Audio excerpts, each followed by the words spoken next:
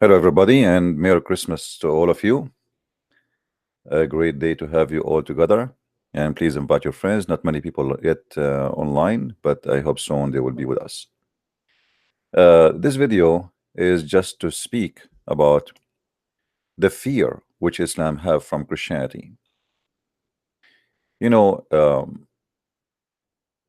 the only way for a cult to stay exist is by eliminating any competition.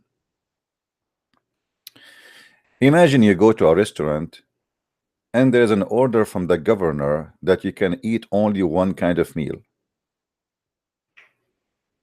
The menu have only one dish.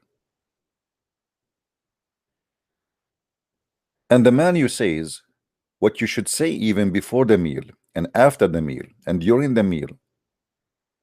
And the menu says what you should eat, what you should not eat, what you can do, what you cannot do. And then the Muslim, they say to us that Islam bring a choice. To believe in a cult like Islam, that Islam bring a choice, you should first give a choice.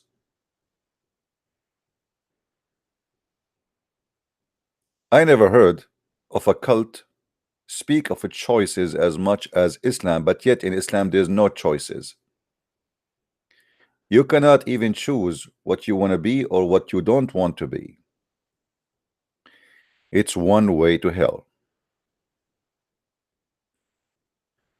First of all, I want to apologize from all those who send me Merry Christmas in Facebook or in Skype. It's impossible to answer all of you. I got thousands and thousands of them, and you know that this is really impossible. But I love you all, and Merry Christmas, all of you. If we go in YouTube, we will find the following. Tons of thousands of videos made by Muslims warning the Muslims not to celebrate Christmas.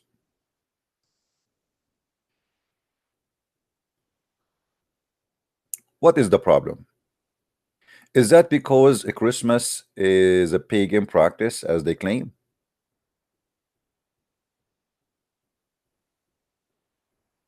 What about Valentine? Muslims, they fear Valentine to death. Is Valentine is a day of paganism? What about Easter? What about the New Year? What about? Everything in Islam is a phobia. The Muslim have phobia even from a poor pig. If a Muslim he see a pig, he go panic. They have a phobia even from a dog, to the point their prophet he ordered to kill all the dogs.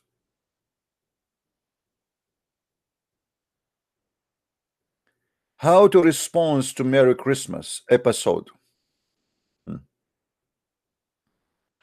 They are teaching the Muslims even how to respond to Merry Christmas. You cannot say back Merry Christmas. How you respond to that? Somebody says to you Merry Christmas. How we can get away with this? I mean, look at the silly cult of Islam, how bad they are terrified. Somebody, okay, you are not celebrating Christmas, but somebody says to you Merry Christmas, what you say to him?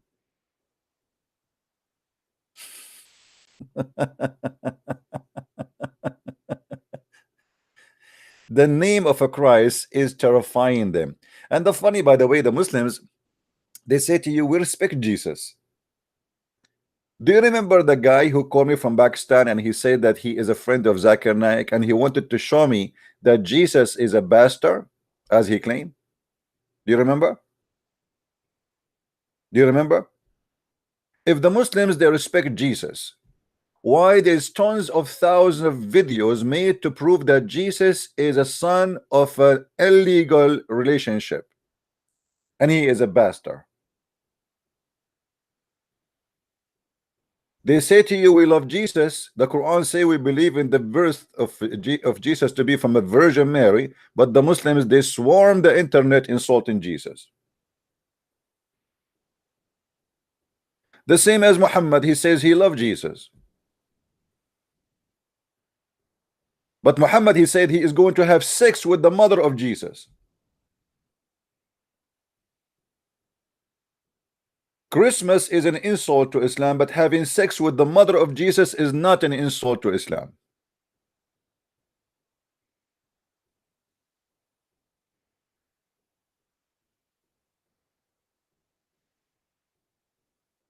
Islam suffer from mental illness. Anything is not Islamic is dangerous. But the funny, Islam, nothing of it is Islamic.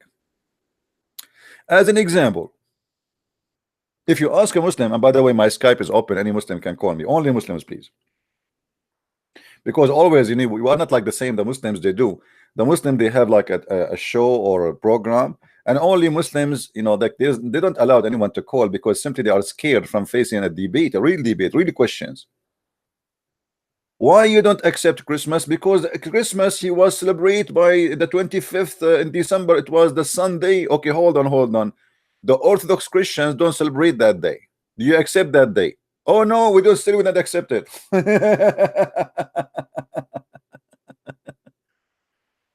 You know what I mean? Guys, do you know what I mean? Okay, what about the Orthodox Christian? Because they have different calendar. And actually, I believe that the Orthodox calendar, their calendar is the calendar we should follow. And the reason I believe in that, because the Easter day, our Easter day, always proving or prove that the Orthodox calendar is the correct one, because the light come from the empty tomb of Jesus. You know what I mean? So do the Muslims accept the Christmas at that day? No. Still Christmas is haram. So they try to find any excuse. Okay, if Jesus is a prophet of God for you, and somebody celebrating a prophet of God for you, what's your problem? Let us say in that day, people they used to worship rocks, stones, volleyball. They used to worship Michael Jackson, maybe. They used to worship potato, tomato, and then they switched to worship a true God. What's the problem? They say to you the date, but just to show you how stupid that is, because the date of your prophet might come next year or 2 years from now in December 25th. So what you will do then? The stupid calendar of Islam is like this. The Muslims this year, they celebrate the birth of their prophet in November, which means just last month, 2 months ago. Muhammad was born in April 22nd according to Muslim history. And because the Muslims, they changed the calendar of the Arab, they kept the names, but they switched the date, which means the months now they are moving around the year. The Arab, they used to correct their calendar because it's a lunar calendar. The Muslim did not follow the correction because they are savage who do not know how to do that. And I'm talking here about the Arab who do immigration, the Sa'alik. The Sa'alik who they are have no education and they do not know what to do. So they decide to keep it as it is, but not as it is as the Arab used to do, as it is from the day of Muhammad immigration. So look what happened. In the year 2018, the birth of Muhammad will be the following, which is we celebrate 2 months ago. Do you see it? It was Sunday. It was Ahad, Sunday, equal to 1439. Okay. Let us switch from Hijri to Georgian.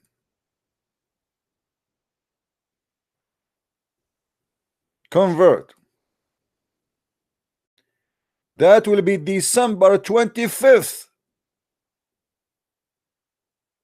If it was 16. So we will make it here 22. I will make it 22 because this is the actual birth of Muhammad supposedly.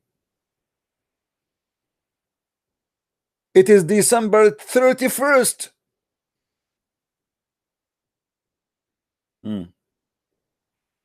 I will check again. This is Rabi' al-Awwal, Rabi' al-Thani. Okay. You see, I just to show you the date of Muhammad birth. When Muhammad was born. April 22nd. April 22nd in the year 571. In the year 571. That is equal. Let me show you the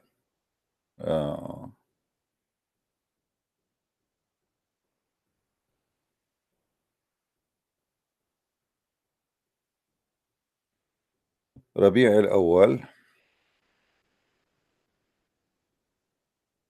Yeah.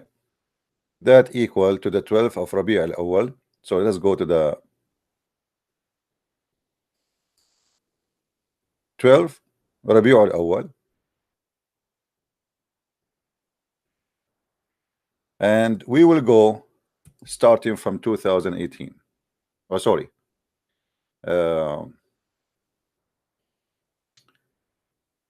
Let us convert Georgian. Okay, no, do this. This one is not helping me really. Let us go here. Let us do this. Okay. So in the year 1440, Rabi'ul Awwal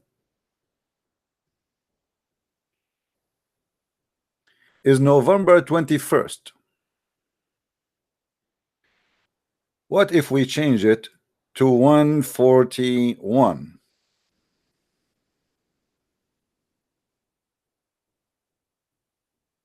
November 10. What if we change it to 142? 144. Let us add a few years. October 8. What if we make it 448? Changing the year. That make it August 26. Do you see the date of Muhammad birth? Let us go and make it 46 or 45. Oh, sorry.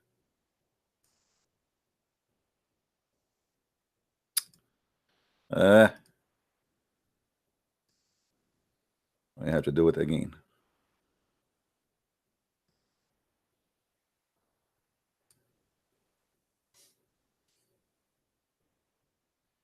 October 16.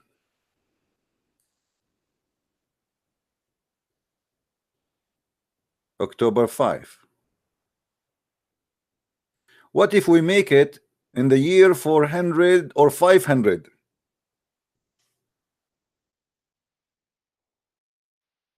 March 8. What if we make it 505?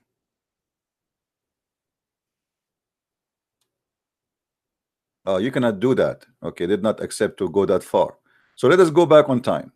What if we say in the year 700? This is 700 according to Islamic calendar. Muhammad was born December 25th.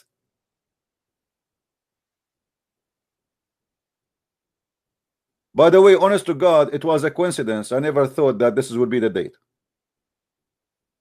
Did you see what happened? Guys, did you see what happened? Honest to God, I did not even thought about it that is going to be December 20. I'm just guessing. Guess what? In the year 1300 Christian calendar, Muhammad was born December 25th.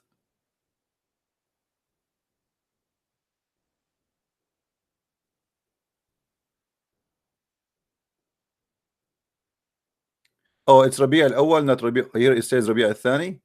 Oh, Rabi' al-Awwal. Okay, Rabi' al-Awwal. Okay. But you know, assume it was December 25th. That will not change anything. Because if we keep changing, it's going to come sooner or later in December 25th. As you see, the calendar keep moving. Right? Let us see 700.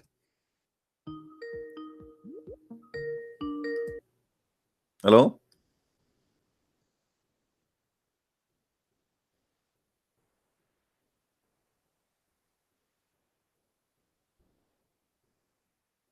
Hello? Hello, Christian Prince. Yes. Hey, I was just watching your live. I just wanted to say Merry Christmas and thank you for your videos. I really love them. I appreciate them. And I was wondering, do you ever debate in Arabic? Oh, yeah. You do?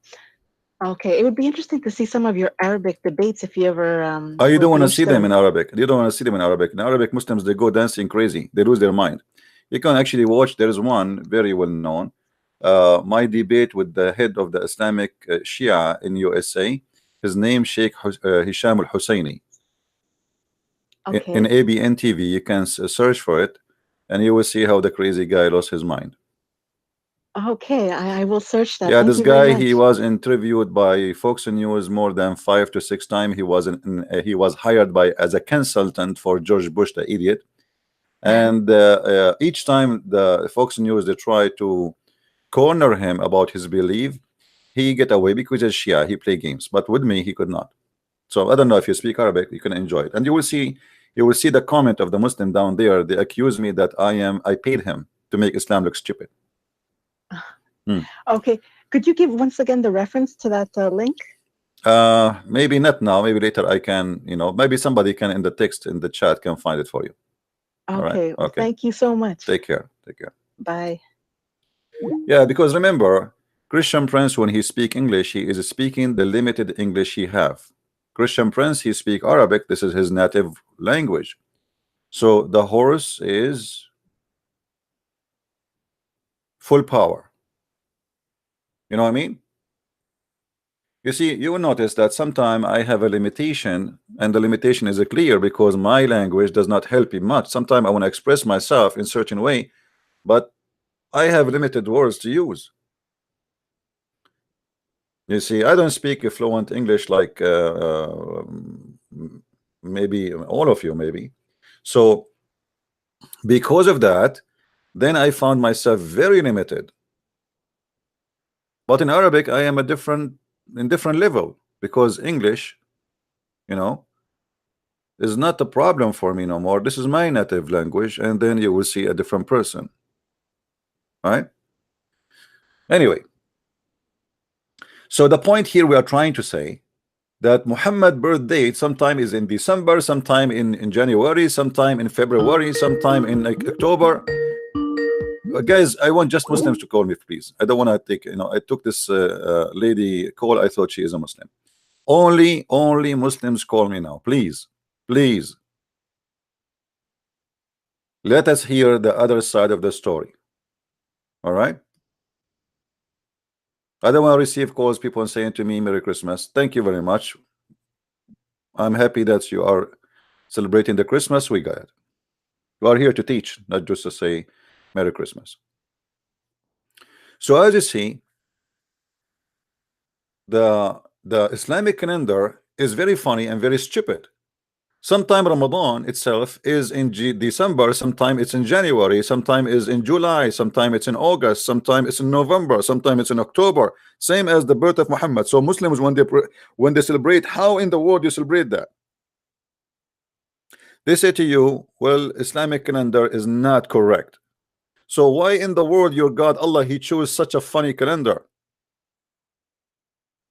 To the point the 22nd of April became November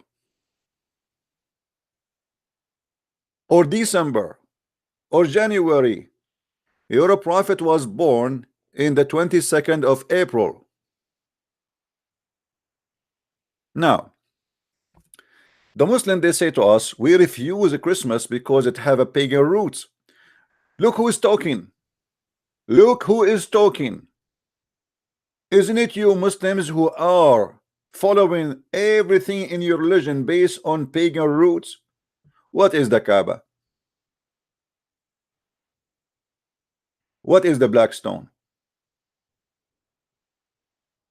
Why Muhammad kissed the black stone? Isn't it the Arab before Muhammad they used to kiss the black stone? Isn't it the Arab before Muhammad they used to touch their vagina and put their hands full of blood inside the black stone because they believe that this is the stone of fertility and this is the stone present the god of fertility? What is Manat? What is As-Safa? What is What everything in Islam, all the ritual, Islamic ritual is pagan. Nothing in Islam is not pagan.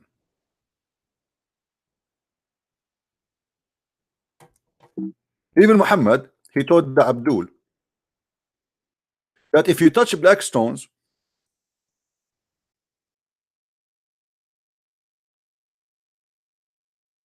they will erase your sin. How that can happen? Hmm? How touching stones? You see, you are against Christmas because you say there is a they used to worship in that date before the sun. Well, we don't worship the sun, and you know that. And don't be hypocrite. But you still worshiping idols. You kiss stones. You believe that a stone forgive your sin.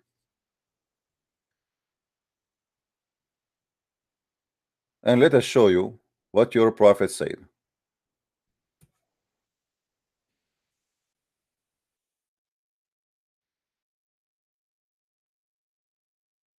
Sometime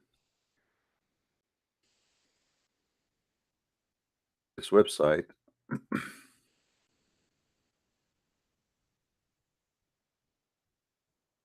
Here we go. Isn't it your prophet saying this? Abu Abdul Rahman, somebody said to Abu Abdul Rahman, why do I only see you touching those two corners? The two corners is what? There's a stones there. The Yemeni corner and the black stone. He said, I heard the messenger of Allah says, touching them erase sins. Do you see the Christians going around and touching a Christmas tree and says this Christmas tree erase our sin? Do you see Christians says in the day of 25th the sun will erase our sin? As long you are against paganism, how you dare to speak about paganism? We are the last one to be called pagan when everything in your religion is based on stones. You pray in the direction of a stone, you go around the stone, you bow down in the front of a stone, and you touch a stone, and you believe that the stone forgive your sin. What is left?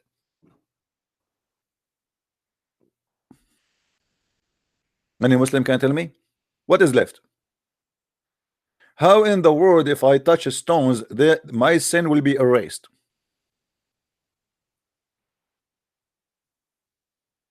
Let me call Zakir Naik and maybe he can give us an answer. Tiridin, tiridin, tiridin, tiridin, tiridin, tiridin. Dr. Zakir Naik, I told you 1 million times, don't call me at the middle of the night.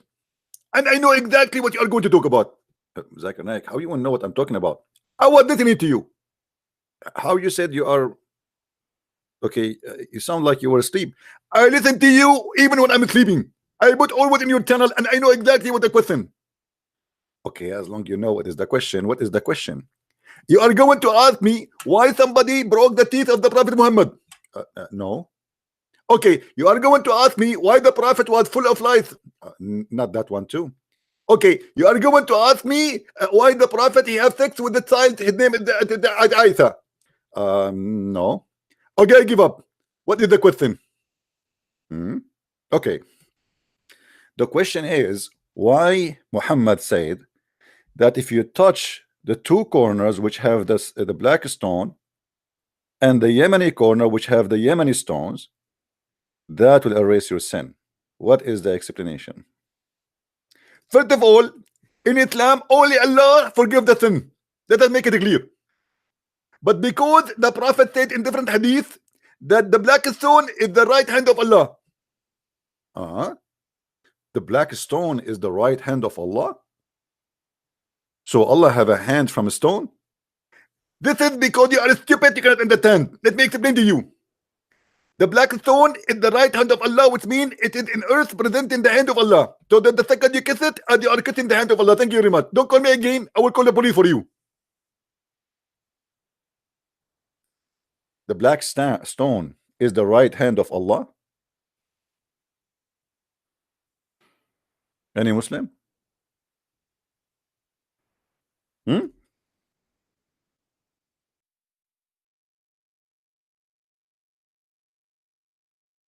So when we kiss the black stone, we are kissing the hand of Allah. And you are talking about paganism.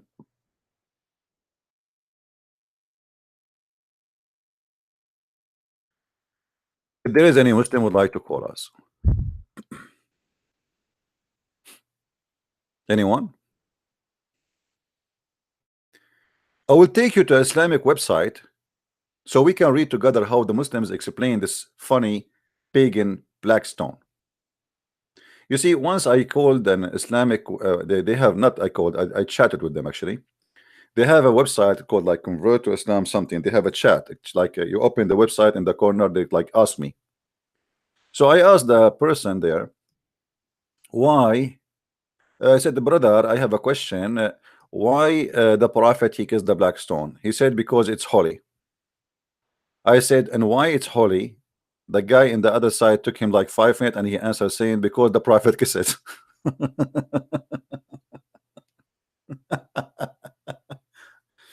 Unbelievable.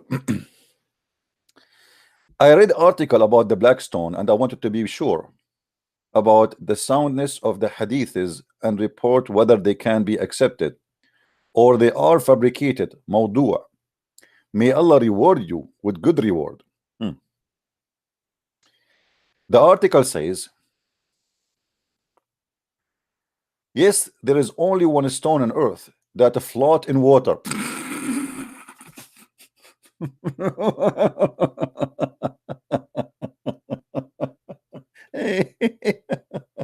Oh boy.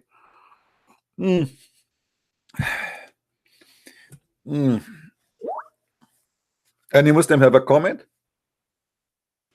Brother? Any Muslim have a comment? The black stone float in water? My friend, first of all, there's many kind of stones, they float in water. They are in the shape of a stone and they are a stone, but they float, yes. Because they have a very light weight. They are different. The way is made from, they are like nothing, like wood. So it's very funny and very silly. Secondly, the black stone is the only stone afloat in water. Did you make it swim one day? I hope it's a Muslim. Hello? Hello? Are you there? Hello. Yes, my friend. I'm here. Good evening, CP. Good evening, my friend. My name is Dustin. I'm calling from Nigeria. All right. How is Nigeria doing? Hello, can you hear me? I hear you. Go ahead. Yeah, Nigeria is fine. Yeah. Well, I was just laughing when we were making Zakana. So I hope we can get him on stage one of these days. I don't know how the contact will be made. He said that he calls you or maybe you call him. Let's see how the debate goes about Islam. All right, my friend. Well, he will never call me and it will never happen. Keep dreaming. Anyway, my friend, I cannot really keep you for long with me because we want to continue the topic and we want only Muslim to call. All right? I apologize. All right. Okay, thank you very much for calling. Thank you. Take care. Yeah, guys, don't call me unless you are a Muslim, please. Don't call me unless you are a Muslim. So the Muslims, obviously, they are trying to make the stone as a magical stone. Now, if the stone float in water or not, is that a reason to kiss it? I have a duck. She float in water. Shall we kiss it?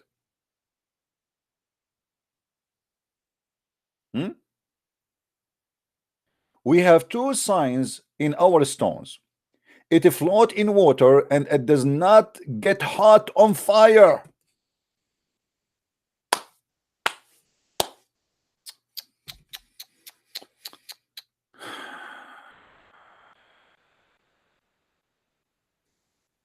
I'm really, that's it. I'm going to convert to Islam. Now we have a sign.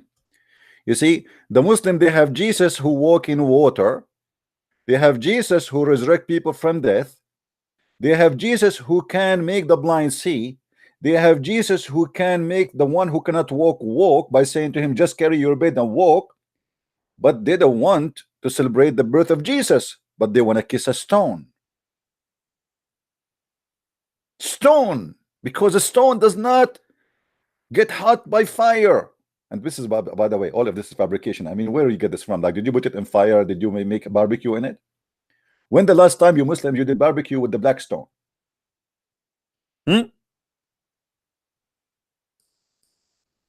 How you know that the black stone will not get hot with fire, brother?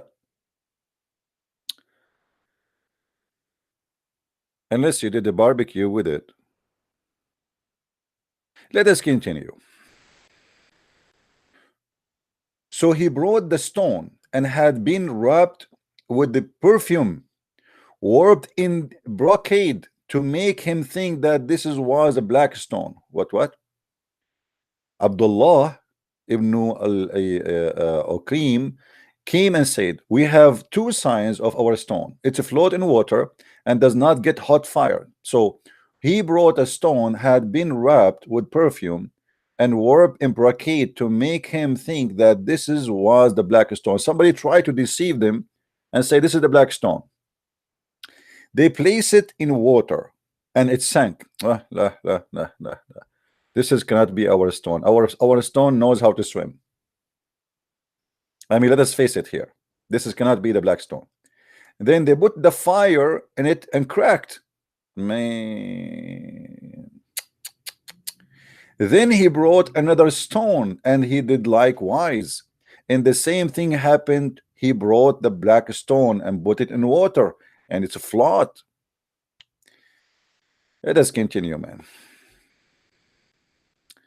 The black stone is the point which Tawaf began. Tawaf, which means you go around the Kaaba. Okay, so Islam start with worshipping ritual by the black stone point. As the southeastern corner of the holy Kaaba. Why the Kaaba is holy? We will see that later. It was originally one of the pricious stones of paradise. I mean, you know how Allah is cheap is. Allah, he sent us one stone from paradise. What Allah will lose if he send us another stone to put it in any casino in Las Vegas? That will make all the Muslims go to all casinos and they will kiss them and they will spend their money. One stone only. And I have a surprise for the Muslims. What is the black stone? There's no black stone, you idiot. There's no black stone. You see, the Muslims has no Quran, there has no black stone, there's nothing left of it. There is a small 8 tiny pieces. Let me show you. There's no black stone. Small tiny pieces, and they are not from one stone. You can tell from the color.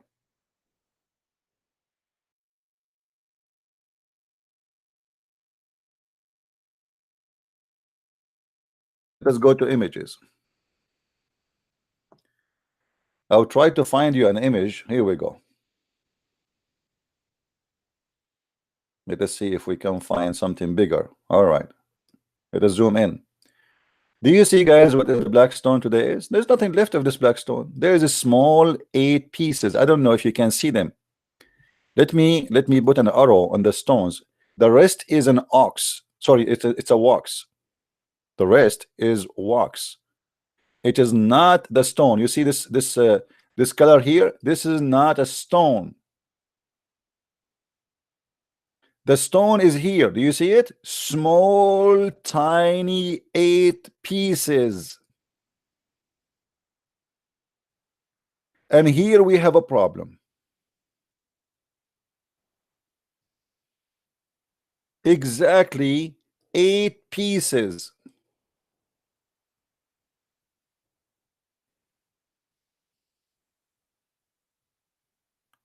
What is the problem? Anyone notice? If Allah he send you a stone and the stone was 1 piece, and this stone is holy, it is miraculous, and you Muslims are not pagan, why Allah did not preserve the stone?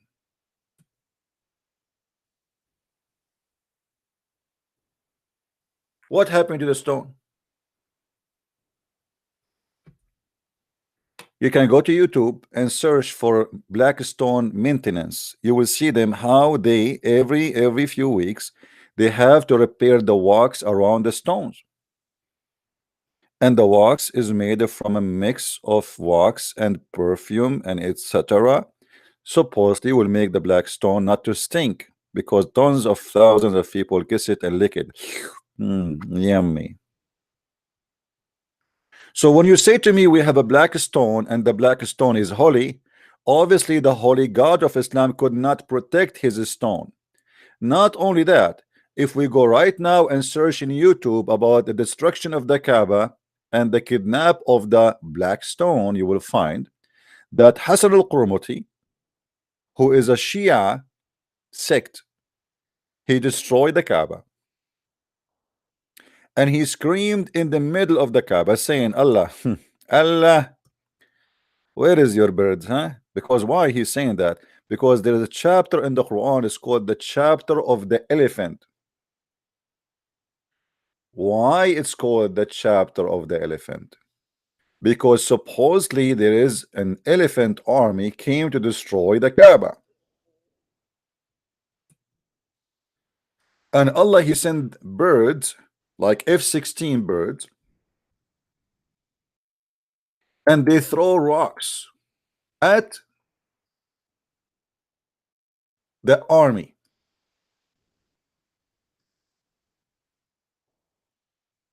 The chapter of the feel in Arabic, actually this is not even an Arabic word, yet the Quran says Quran is an Arabic, pure Arabic. Didn't you hear about the elephant?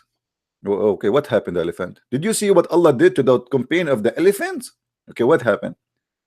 Allah, he sent birds, flight of birds,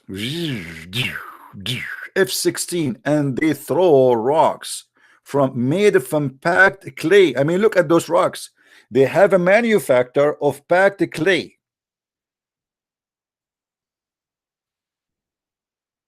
You see, they don't use any kind of missiles. It have to be packed clay. Hello, assalamu alaikum, brother. Brother, we have an army attack from the birds. We are going to launch jihad with the bird, brother. Can you order a lot of blocks of a clay? We are need to prepare them. Can you bag them for us, brother? Yes, brother. We need like a 2,000 block of clay, brother. Need to be clay backed and ready for brother for shooting, brother. So this is the emission of the birds is made from backed clay. Where is the birds get the backed clay? They have a manufacturer. And how in the world any idiot he wanna believe that an army of elephant came to Mecca? In case you do not know, elephant they need an average of 600 gallons of water a day. Not only they cannot survive without water, they cannot to drink, they cannot survive without water even to stay inside the water during the day. This is why if you go and watch any videos, you will see all this kind of animals. They sit inside the water during the daytime. They spend their time in the water. The elephant, he spray water always in his body because he cannot sweat. He will die from the heat. So water is necessity not only to drink, but to keep themselves cool. Otherwise, they will die.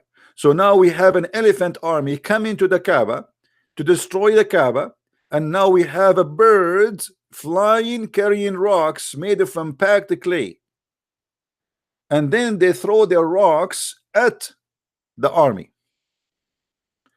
So Al-Qurmuti, he stood in the middle of the Kaaba while he was destroying the Kaaba,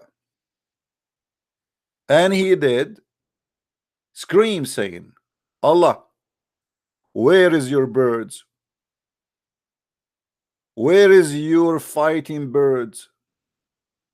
Here we go. I am here. And not only that, Al-Qurmuti, he did steal the black stone. and he took it away,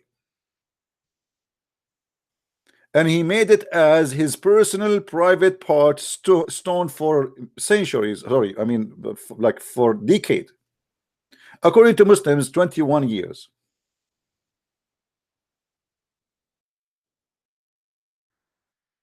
There's videos in YouTube made by Muslims speaking about what Al-Qurmuti did. What Al-Qurmuti did. Let me see if I can find you that.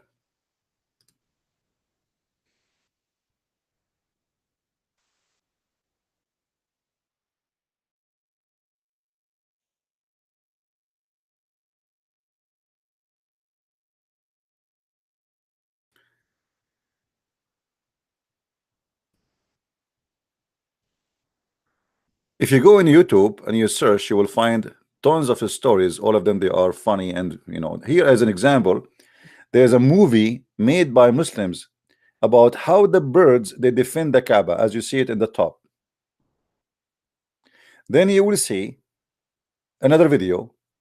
In this day, 31st October 683, the Kaaba burned down. When the Kaaba and Mecca will be destroyed, this is okay. This is Mahdi destruction, blah blah blah. Okay, here we go.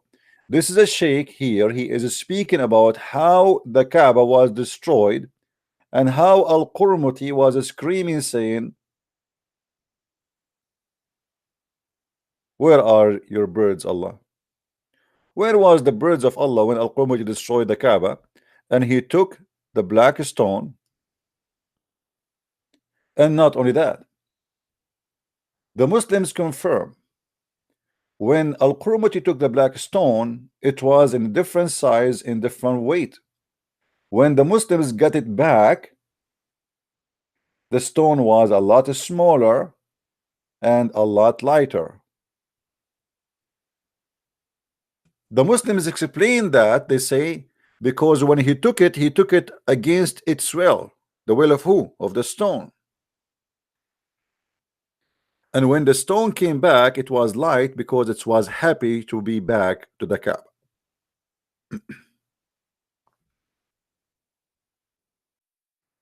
Let me see if I can find.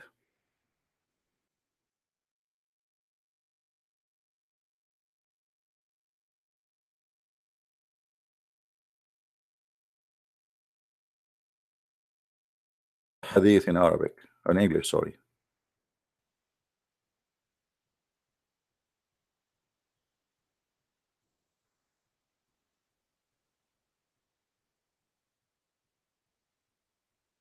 Yeah, well, that would be maybe hard to find it in our English.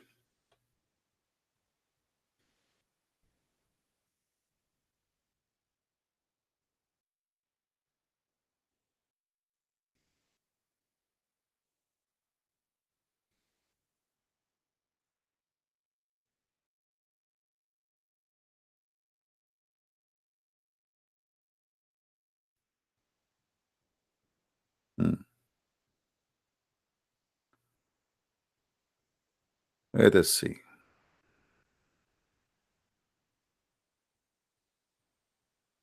Anyway, we can try to find it later.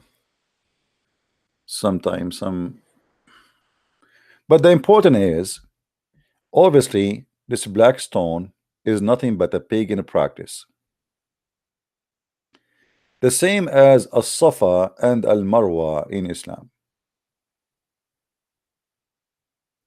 When the Muslims, they ask Muhammad, why we are practicing As-Safa?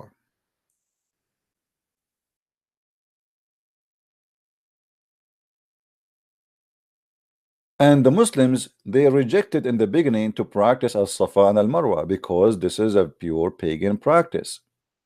But because Muhammad, he is a hypocrite man, he is trying to make the pagan agree with him, he compromised. So we find here in chapter 2, verse number 158, it says, "Behold, Safa and Marwa are among the symbols of Allah. So those who visit the house in the season or at other time should compass them around and there is no sin on them. Okay, hold on. Why the verse saying there is no sin on them? What make the Muslims think that there is sin on them to do? So this was a response for the Muslims believing in the beginning of Islam, because Muhammad trying to fool them in the beginning, saying he is against paganism. So they believe that this is sin. Why would I do the Safa al Marwa? Safa al Marwa is a pagan practice. Muhammad, he wanted to make the pagan accept him. It doesn't matter what the price is. He said, no, no, do the Safa al Marwa, because there's some tribe of the Arab, they don't accept. They put the conditions. If we will be a Muslims, we have to keep as-Safa and al-Marwa as a part of our practice. Muhammad, as usual, he compromised. He is a fake man. He's a false prophet. You want to keep going to Las Vegas? No problem. Here we go. We add Las Vegas to the ritual of Allah. If we go to the books of interpretation, we will find that this is the reason. And by the way, I challenge any Muslim to say to me, I am making things up. All right. If we go to tafsir,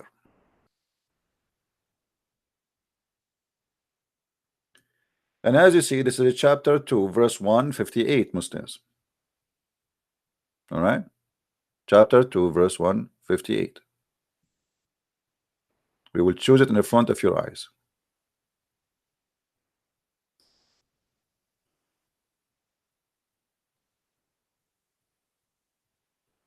What make the Muslims believe that should not be done? This is your biggest potato, Ibn Kathir, who always lie defending Islam. But we will use his lies to prove Islam to be stupid. Verily, as As-Safa and Al-Marwa, two mountains in Mecca, are the symbols of Allah. Why? I thought the Kaaba is the symbol of Allah. So now we have As-Safa and Al-Marwa are the symbol of Allah. So it is not a sin on him who perform Hajj or Umrah in the house of the Kaaba to perform going tawaf between Safa and Marwa. So what they do in the Safa and Marwa, there's two small tiny hills, not mountains really, and the Muslims, they have to do jogging between them. And this is a practice was done by the pagan Arab before Islam. They used to have two idols, one for a male and one for a female. And those two idols of the male and the female, supposedly they had sex inside the Kaaba.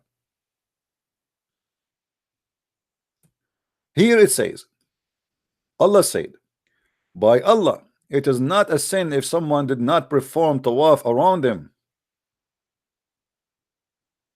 Aisha said, worst is which you said on my nephew. If this is meaning of it, it should have read, it is not sin if one did not perform tawaf around them. Rather, the ayah was revealed regarding Ansar. Hold on, so now we try to find the answer. Ansar is a tribe or a group of the Arab who they are people who practice the Safa and Marwa, who before Islam they used to resume ihlal or ihram of for Hajj in the area, or musala in their idol Manat and Al-Uzza, and to worship. So those Ansar, they used to worship their idols, which is Manat and Al-Uzza. Those who assumed ihlal for Manat used to hesitate to perform tawaf going between mounts as a Safa al Marwa. So this was a ritual of those who practice Manat and Al-Uzza gods, and it was practiced by this group of Arab as a ritual, and it's a must ritual for them to practice their cult, to worship idols. Al-Lat and Al-Uzza are the daughters of Allah, remember, the moon god. So they are during the pre-Islamic era. Ask Allah Messenger about it, saying, oh Messenger of Allah, During the time of Jahiliyyah, we used to hesitate to perform tawaf between as-Safa and al-Marwa. Allah then revealed, Inna as-Safa wal-Marwa min sha'airi Allah, faman hajja al-bayta wa'tamara fala janaha alayhi an yatufu bihima. Verily, as-Safa and al-Marwa are the symbols of Allah. So it is not sin on him who perform Hajj or Umrah. Okay, so it's not sin. Is it a blessing? And what the point? Why? What we will earn if we do as-Safa and Marwa? If it's not sin, is it good? I mean, what kind of God? He says to us, it's not sin to do so, but he did not say to us what the benefit of doing so, and why it is the symbol of Allah. Are we following, guys? How those two things became the symbol of Allah, which is nothing but a pure paganism. Let us continue. In other narration, Imam Az-Zuhri reported that Urwa said later, told Abu Bakr, etc., etc., etc., etc., I have not heard such information. However, I heard learned man saying that all the people except those whom Aisha mentioned said, our tawaf between those two hills is a practice of a jahiliyyah. Jahiliyyah mean paganism, the ignorant, the time of ignorance. So this is our practice from the ignorance time. Why we are practicing it now? Some others among Ansar said, we are commanded to perform tawaf of the Kaaba, but not between as-Safa and al-Marwa. So what we will do now? Should we do the Kaaba only, or the Kaaba and Safa Marwa? Verily, as-Safa and al-Marwa is from the symbol of Allah. Abu Bakr, etc. said, it seemed that this verse was revealed concerning two groups. There's two groups are arguing about which we should do. Al-Bukhari collected similar narration by Anas, saying as the following: Isaf is an idol, was in as-Safa, while Naila was an idol, was on Marwa, and they used to touch or kiss them after. After that, Islam came. They were hesitate about performing tawaf between them. Okay, hold on. So as-Safa and al-Marwa is an idol for a male and a female.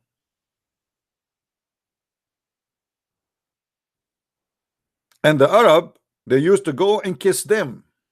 They have one idol of the female on one hill and the other idol of a male in the other hill. It's like Romeo and Juliet. 6 idols. And the Arab, they used to go between them and they kiss them. Now, what made that practice part of the ritual of Islam? Any Muslim? How such a stupid practice? You Muslims who you are so angry from a Christmas, so angry from the cross, so angry from music, so angry from everything. That does not make you angry.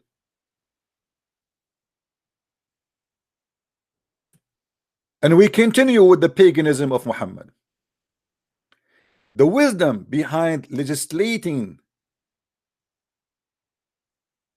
to go between as-Safa and al-Marwa. What is the wisdom? Let us see the wisdom. Muslim recorded long hadith in Sahih and in his Sahih from Jabir, which Allah Messenger finished tawaf between the house and then went back to Rukn, the corner of the black stone, and kiss it. Mwah! Yummy, yummy, yummy, yummy. I'm a Prophet Muhammad. I'm against paganism, a brother, and we should not worship stones. But I like to kiss the black stone, brother, because it's very sexy and I know it. Isn't it? This is a pure paganism. After Muhammad, he kissed the black stone. Muhammad, he says, Inna Safa wal Marwa from the symbol of Allah. So look at the connection. We kiss a black stone, and right away we start reciting that As-Safa and Al-Marwa are from the symbol of Allah.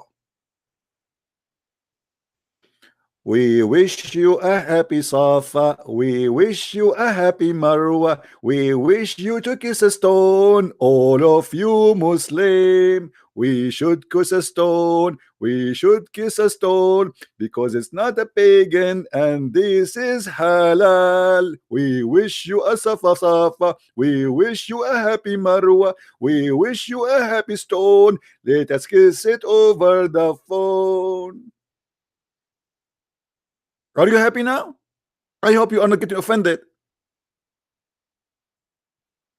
So the Merry Christmas is driving you crazy, and kissing stones, going between stones and making stones the symbol of Allah is not.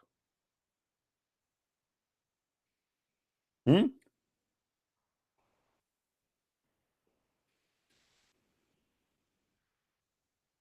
Do we have any Abdul?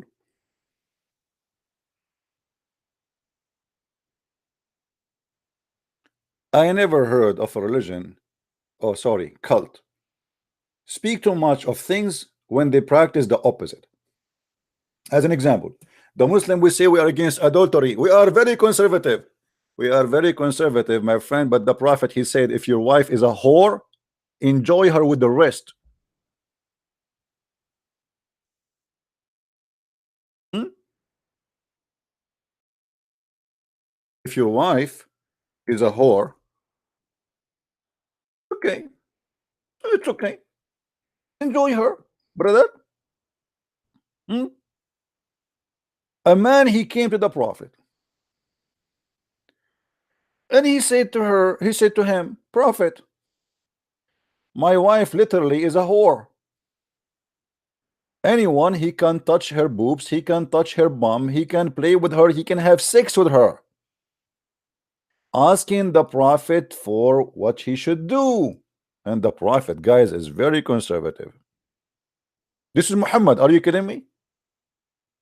So look what Muhammad, he said. It was narrated from Ibn Abbas that a man came to the Messenger of Allah and said, I have a wife who is the one of the most beloved of the people to me. I love her. I really love her. But she does not object anyone to touches her. Hmm? Really? Brother, what is your address, brother? A lot of Abdul, they will be so happy to visit you and they wish you a happy Marwa. We wish you a happy Safwa. We wish you a happy black stone. We kiss it alone. Instead of kissing the black stone, they will be touching your wife and kissing your wife. And then Muhammad, he said, okay, well, divorce her. He, the guy, said, I cannot live without her.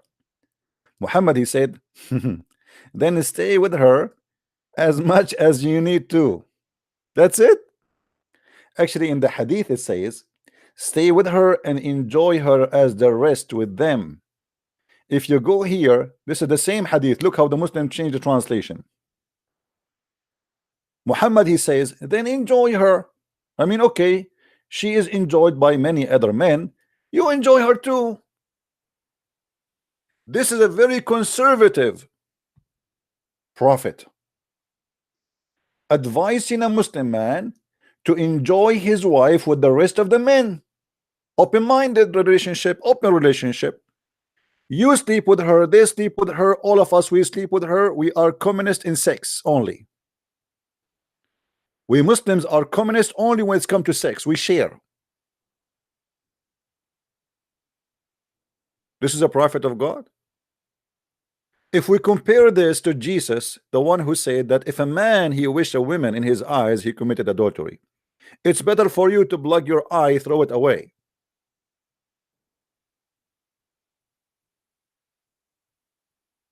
This is a prophet of God. Enjoy her.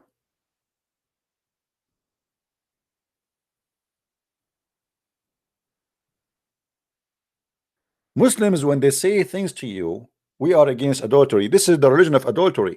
Muhammad even allowed the Muslims to enjoy women for sex for temporarily. Bang bang. How you say to me your Islam is conservative? In which way? Hmm? Isn't it this is worshiping idols too? Sex? Sex is an idol in Islam. Muslim, they want to fight for Allah for sex. Muhammad, he promised them endless penis and a vagina fit for that. I don't want to. I don't want to pray. You know. You see, when somebody says, I will give you a penis, which is endless. This is the Abdul. Excuse me. You know. If you don't like to see this, please leave. We use art for reasons, and I'm very, very well-known artist. You go to Italy, ask Anthony Berlusconi about me. My art is all over in the world, brother. This is Abdul. Allah, he will make his penis endless. The screen will not fit for that penis, my friend. Sorry. But he promised that the vagina will fit for that. That means a woman, she will have a vagina which is endless too. How that can be? Hello? Hello? Hello? I mean, are you mad? We wish you a happy Marwa. We wish you. What a stupid cult. Brother, we are very conservative, brother. We are very conservative. Yeah, right. The Prophet allow men and women to enjoy sexual relationship without marriage. The Muslim, they say that no, this is a marriage. The fact it's not. Actually, the word marriage here does not even appear in the story. أيما رجل وامرأة توافقا فعشرة ما بينهما 3 ليال فإن أحبا أن يتزايدا أو يتتاركا تتاركا. Translation. The Muslim translation is full of fictions. They added the word marriage there, but the fact there's no marriage. Have you ever heard of somebody marrying somebody for 3 days, 3 nights? I mean, this is a very lousy religion.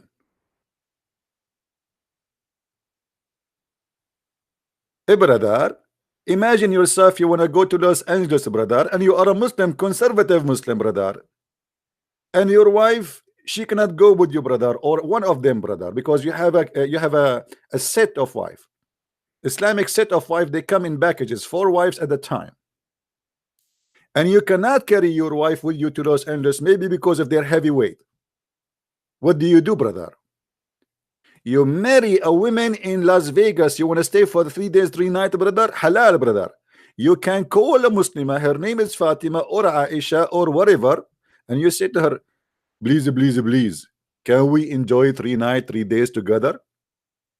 And if the woman, she is horny and she say yes, and for sure you have to pay her because this is a pure prostitution, not for free, then it's halal.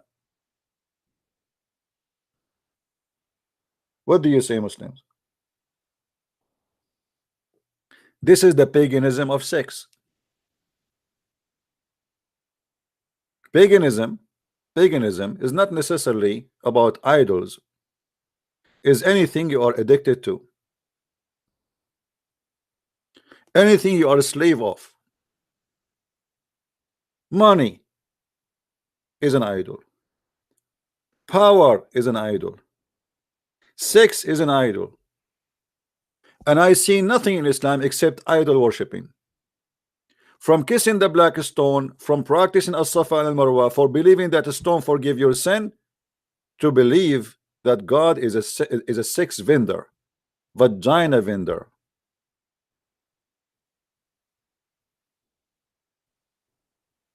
Do we have any Muslim would like to call us? Anyone?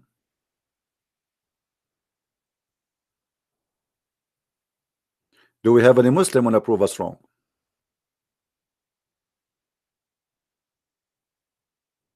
Why Muhammad cancel it? Actually, the fact Muhammad did not cancel it. You see, do you remember in the other day we showed you that the guy, he called me and he said, yes, this hadith is there. It says we practiced the mut'ah during the time of Muhammad, and we during the time of Abu Bakr, and during the time of Umar. So Muslim, they practiced mut'ah all the way after Muhammad's death. But I believe what happened, many Muslims, they were disgusted by many teaching of Muhammad and they tried to get rid of it, and I will show you an example.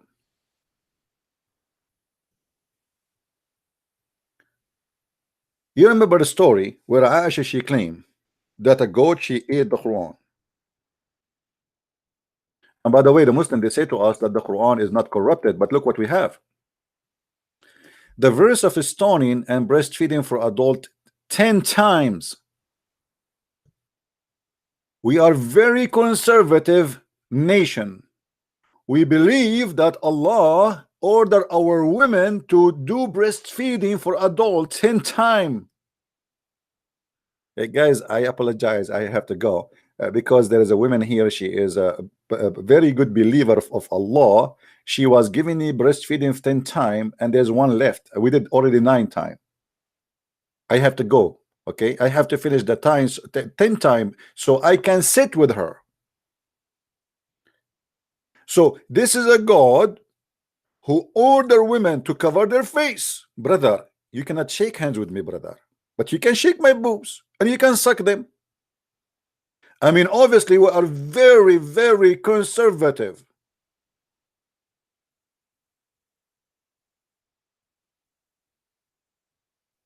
How dare you to shake hand of a Muslim woman? How dare you? You can only kiss their boobs and suck their nipples. Only. And this is a verse from Allah. And look at the disaster. This verse was abrogated in recitation, but not in ruling. What? What do you mean abrogated by recitation? It does say here that the goat ate it. And why in the world you want to abrogate the recitation if the ruling is stay? How you follow a ruling but you don't want to recite it? What's the problem? Do you notice? There's abrogation for the recitation. They are ashamed of it. They took it off from the Quran. The story here about Aisha and the goat, obviously somebody did delete those verses, and Allah abrogate them with five time. Okay, what the difference between 5 time and why Allah changed his rule, man? I mean, this guy Muhammad, he says something in the morning, he said the next day he says something different. What was the problem with 10 time? And what is the difference between 5 time and 9 time? I'm really disappointed. I thought Allah is going to make it 90 time. Actually, Aisha, she used to order her sisters and her sister daughters to give their boobs to anyone when I enter upon her. Imagine the Queen of England. She want to meet the ministers. She is the Queen. And now you cannot see the Queen unless you suckle the boobs of her daughters. Because the reason she is asking her daughters, her sister and her sister daughters, because this is the same blood supposedly. So it's the same as you suck her boobs.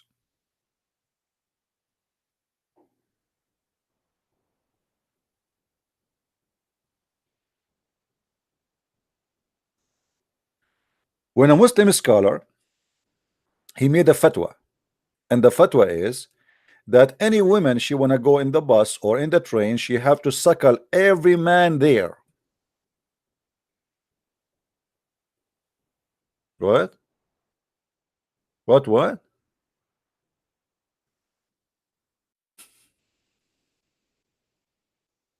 and he is the head of the Hadith department in the University of Al Azhar, the highest school of Islam in the world, supposedly.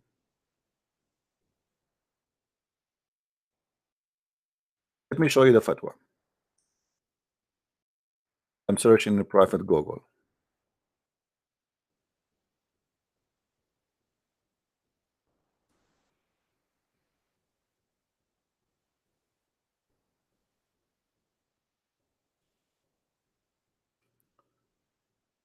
We have advertising. Okay, read with me. You can search for this title if you want.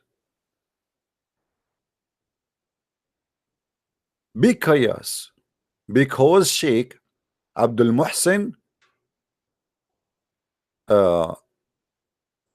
actually the one who came with the fatwa first, it was from Egypt, by the way. And then the madness is spread around Islamic world, because many Muslims, they have never heard of this before. You know, there's many Muslims are Muslims by name. They don't know what this is garbage inside their cult. So the fatwa is issued by many scholars that a Muslim woman, she should do breastfeeding for a growing man. Why? Because if you fear from mix of gender together, let us say your wife, she work in a library and she is a Muslim woman, and there's many men, they enter the library, and then they might look at her and desire her sexually. So in order to stop that, you better order your wife to give her boobs to anyone who enter the library. And obviously this is working very good. Imagine if Aisha, she was working as a bus driver these days. I mean, we will go nowhere. People will be lined up and doing breastfeeding. My man. Huh? Then the Muslims, they start saying, oh, this is contradict the teaching of Allah. That's not true. Here we go. It is the teaching of Allah, liars. And actually it is Muhammad, the first one, who ordered it, and then he claimed that he received verse from Allah supporting that, when the Muslims start making argument about it. A woman, she came to Muhammad, her name is Sahla bint Suhail, and she said, we have in the house a grown man, and my husband look like he is jealous. Look like this guy, he looking at her in a dirty way, in a sexual way. So she is asking for advice from the Prophet. The Prophet, who don't respect Muslims, obviously, he is making fun of them. He said, suckle him. She said, what? Huh? I wish at that time there was a video camera recording the Prophet 25 hours, 7 days a week. We would die laughing. Suckle him. She said, how can I suckle him, and he is a growing up man?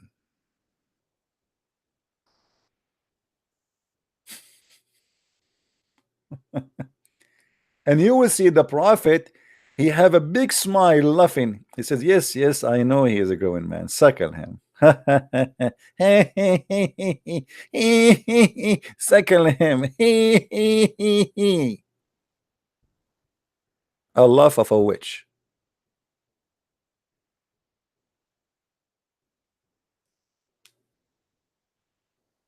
Everything in your religion is paganism. This cannot be from God.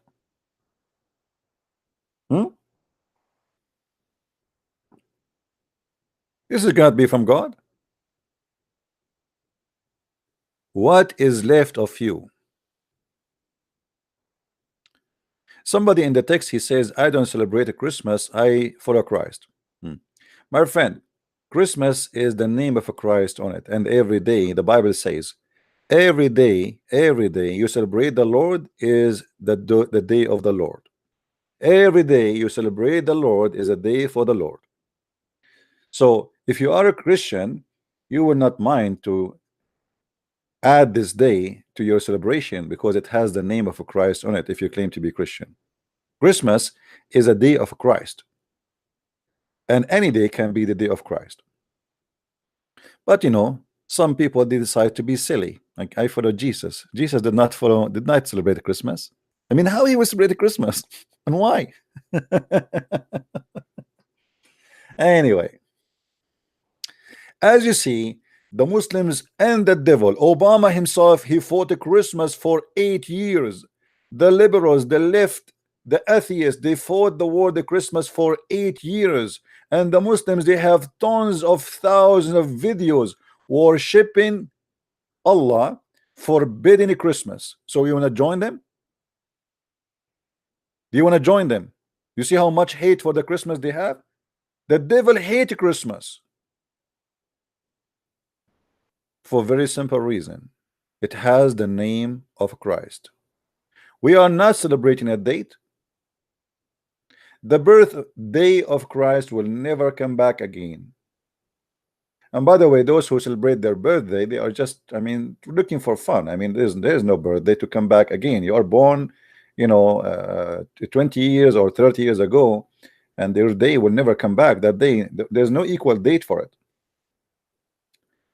We are celebrating the name of Jesus every day. Every day is my Christmas. Every day is my Easter. Every day is my Sabbath, for I glorify his name every day.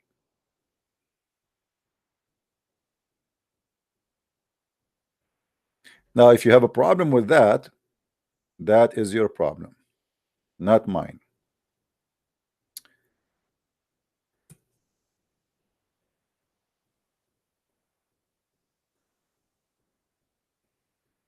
By the way, there's many Christians, they think that Sabbath is Saturday. Sabbath is not Saturday necessarily. It can be Saturday. Sabbath is any day you decide to make it a day for the Lord. And this is why you see in the Bible many occasions it's called Sabbath, but they are not Saturday.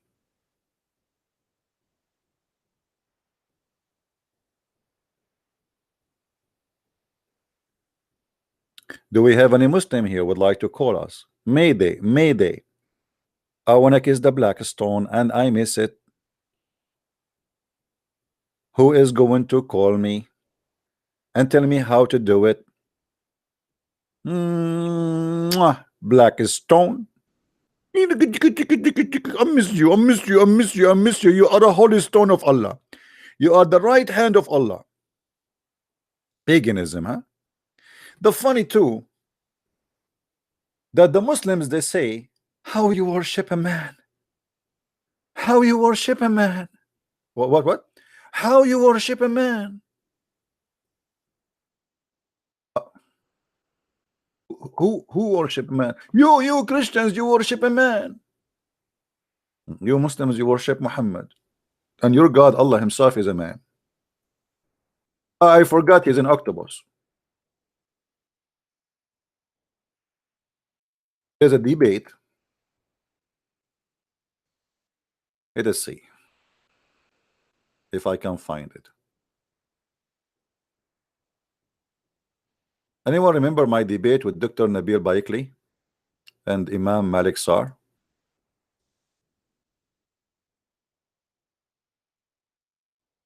In that debate, uh,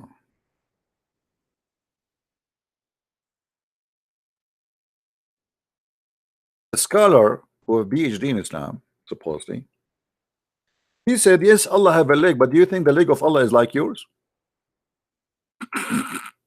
No, sure not. Are you kidding me? No way that Allah leg is like my leg. Absolutely not. I mean, how silly the answer is. Let me see if I can find you the video. Hold on, give me a second.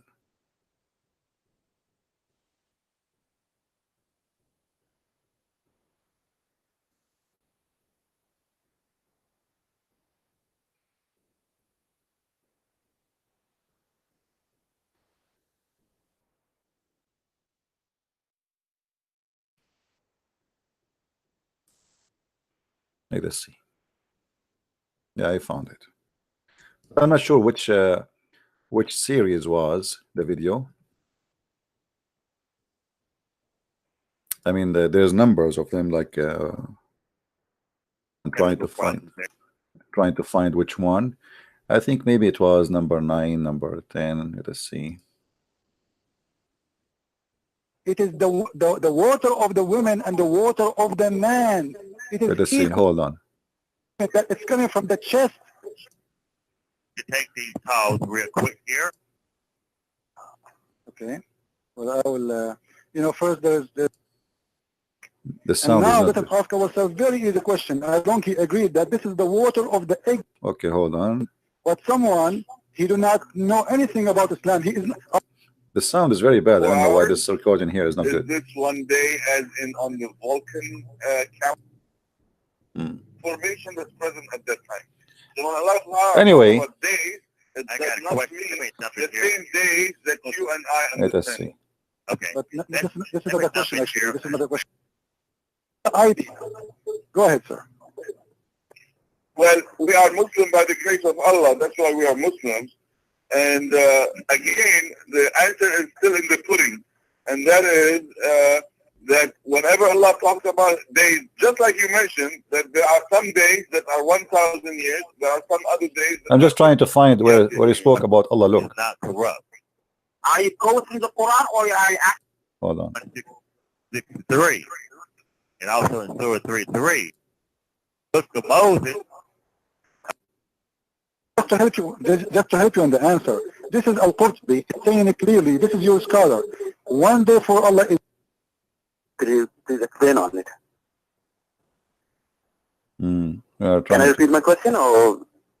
Now we Look at leg. He have hands. He Okay, have here we go. eyes. But all of them, they are attached to his leg. And he is not a spirit, and he have no spirit. So your God, Allah, cannot be our God, because our God is a spirit, your God is not.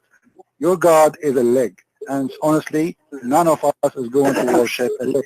And if you want me to show you a clear explanation from your prophet that your God, Allah, in the judgment day, show himself as a leg, I will be happy to show you that. Let me give you the hadith.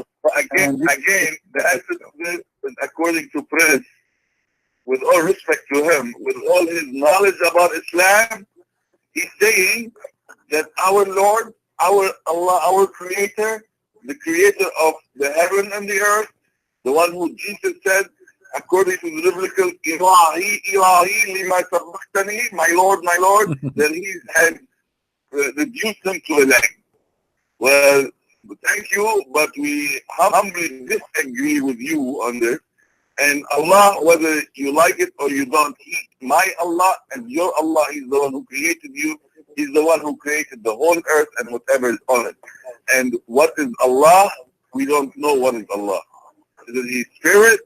Does He? Hold on. Did you hear? Did you hear? Did you hear? We do not know what Allah. Did you hear it? We Muslims do not know what is Allah.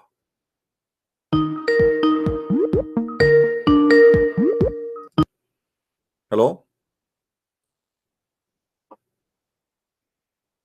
Hello? Are you there?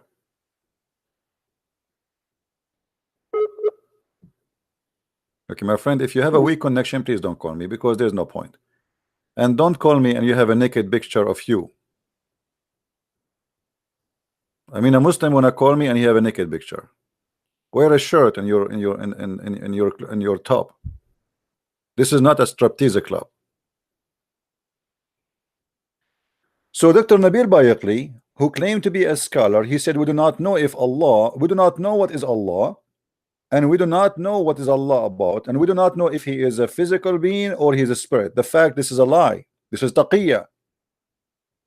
Muslim, they sure that Allah is not a spirit and he's a physical being, and you will see how soon he will change his mind after we get him busted. In Surah 287, Let us see. follow him up with a contradiction with the creation account. Then we have others there. Actually, Right. brother, just We Let me have see. to say that. Okay, let me ask you a question. Of Allah, that's why we are Muslims. And again, the answer is still in the pudding. And that is that whenever Allah talks about days, just like you mentioned, that there are some days that are 1,000 years, there are some other days that are 50,000 years, and there's some other days that I want to go to the topic about the leg. why you are rejecting your scholars? It sounds like you are creating a new religion. Your you, but we humbly disagree with you on this. And Allah, whether you like it or you don't, my Allah and your Allah is the one who created you. Mhm. He's the one who created the whole earth and Yeah, whatever right. is on it. And what is Allah? We don't know what is Allah. Is he spirit? Does he, whatever he says about himself, whether he has an eye, he has an eye that fits his glory. And thank you very much for raising this. I think you have a leg, don't you? Guys, this is I'm debating two imams at the same time. One is the imam of the Mosque of Tennessee. The one you see him in the screen, his name is Imam Malik Sar. And the other one is the head of Mephisis. He have a PhD, and supposedly he claimed to be something. And both of them, they are trying now to explain to me why Allah is a physical being. Listen, listen to the answer and laugh with me. Listen. Raising this, I think you have a leg, don't you? I think you have a leg, don't you? So I'm asking him why Allah have a leg. He said, okay, thank you for raising this question. I think you have a leg, don't you? Okay. And thank you very much for raising this. I think you have a leg, don't you? I do. well, but according to Muslims, excuse me, and let me just finish. And if you Well, you asked believe me. you have a leg, I believe also the dog has a leg. So are you equal to a dog? No. But you still believe you are a human being. Now you have an eye. And of course, the snake has an eye. Are you a snake? You are not a snake, you are a human being. Therefore, the attributes of God as his attributes can never, ever be compared to any other attribute of that which he has created and brought into existence. And I will defeat anybody who can prove from the Quran that God is a leg. Get me the verse right now, and I'm going to read it to the audience as they may follow the word. Guys, man, Christian Prince is in the corner. I challenge anyone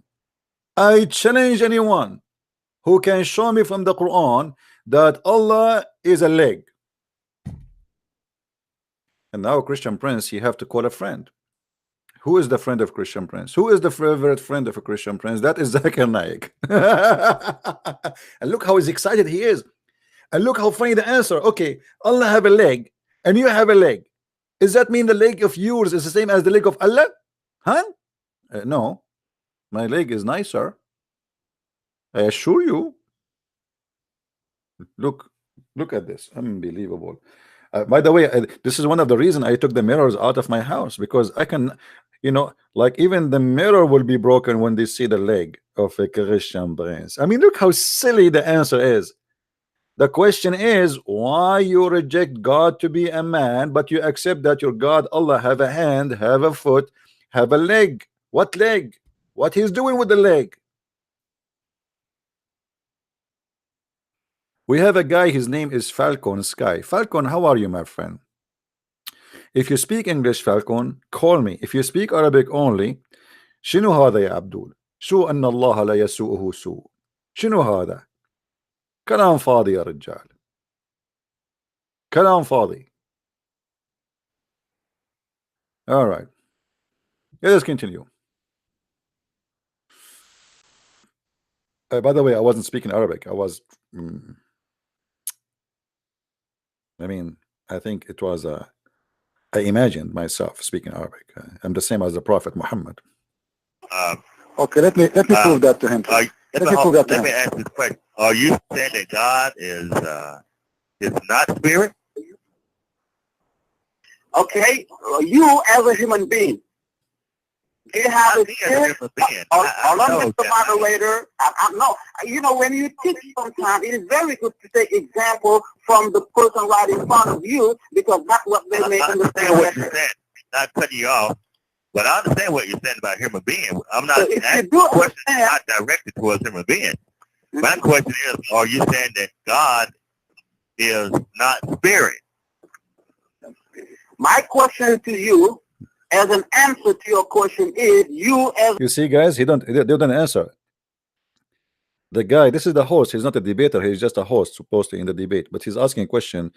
Did you say that Allah is not a spirit? The Muslim, he don't answer. He says, my answer to you is a question. Oh boy. a human being, All right. do you have spirit? What does that have to do with me being God? I'm Of not course, God. because you are a product coming from the creation, from as a creature of God. Then we may understand God better. And if you answer to that question, I'll give you a direct answer to your question.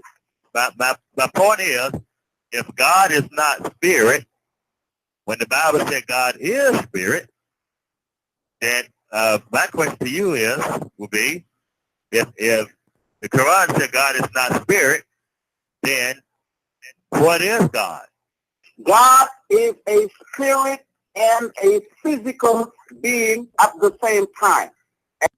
You see, this is one of the stupidity of Muslims. Those are scholars who they are teaching Muslims, but he just said that Allah is a spirit. But you can go right now in Google and search. You will find that the Muslims, all of them, they agree that anyone who believes that Allah is a spirit is a kuffar, is a kafir, is an infidel. This is a guy who is teaching Muslim in the mosque. He's an imam, but yet he is a certified donkey about his religion. This is how confused the Muslims are. Many of them, they think that Allah is a spirit, when the fact Islam refused such a belief. And here we go. I am live on air. Who is the Muslim wanna call me and prove me wrong that Allah is not a spirit? How such a donkey like this, you give him a job to teach your children in the mosque, the imam of the mosque and the head of the Islamic Center, Dr. Nabil Baikli. Both of them struggle to answer a very simple question, if Allah is a spirit or not. And the answer is simply no. They are both stupid and they do not know what they are talking about. Allah is not a spirit and he has no spirit.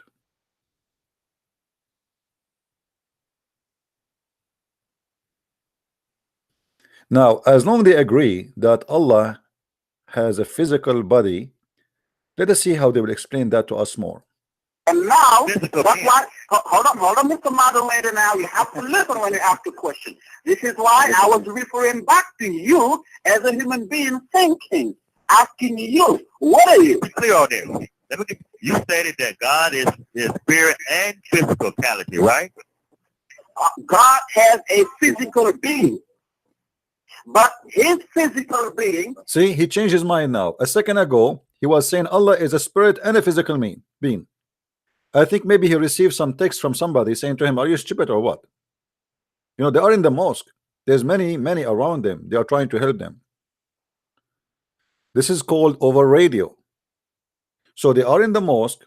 I am in my home. Actually, honest, by the way, if you watch the whole debate, you will hear a water running. I was washing dishes. At that time, I used to have a Bluetooth and I was washing dishes. I thought the sound will not come, but looked like it came later. You know, I was running the water like because supposedly those Bluetooth they are like they don't pick up sound from far away. So I thought the water, I'm doing dishes literally. I'm debating them, doing my dishes. All right.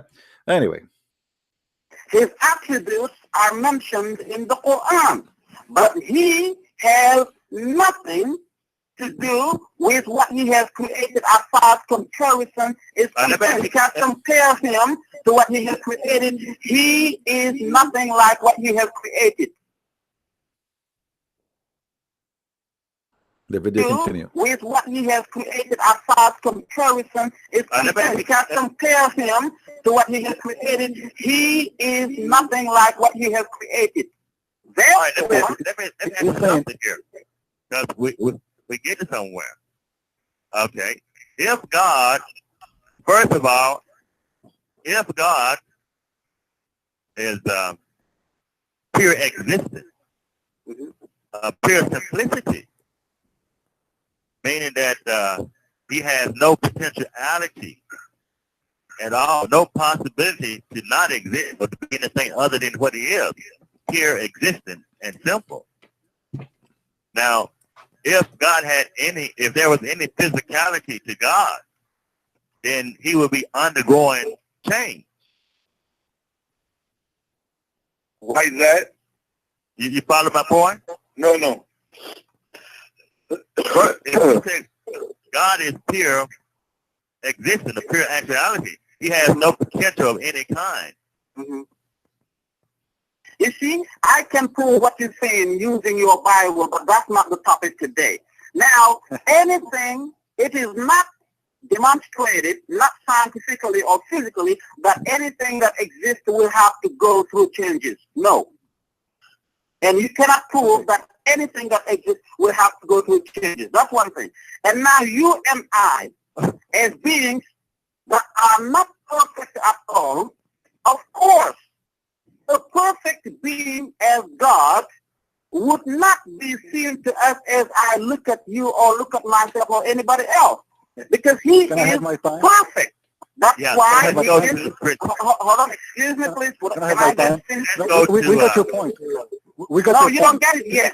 You don't get it. No, we If get you it. get it, you will You say are it saying, now. please, you are speaking for 5 minutes. I did not speak. I'm waiting. You don't You get know. my point yet. Let me finish. Okay, no, we got your point. We got your point. You don't My turn. Go ahead, Chris. Okay, go Okay, ahead. listen. He is saying that Allah, he has a physical body. He is saying Allah, he has a physical body, but his body I'm is not not like saying you. body. I did not say body, sir. What is it then? You said physical. What is physical? Physical liquid? I said being, not body. Okay, listen. When Guys, I did not say body. I said physical being. It's not body.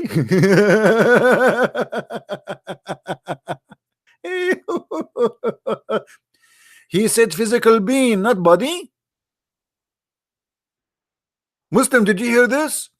Your God Allah is a physical being, not body. So if he is a physical being, he is a physical body.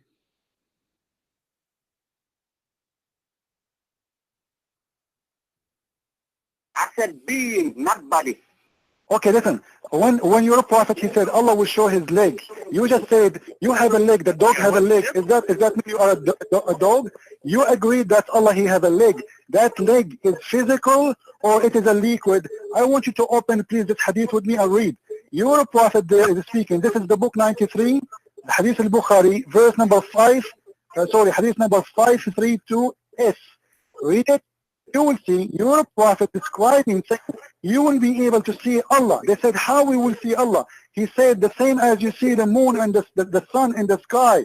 When it's clear, this is how easy. And they said, what we will see in him? What is the sign? He said, you will see his leg. He will show his leg.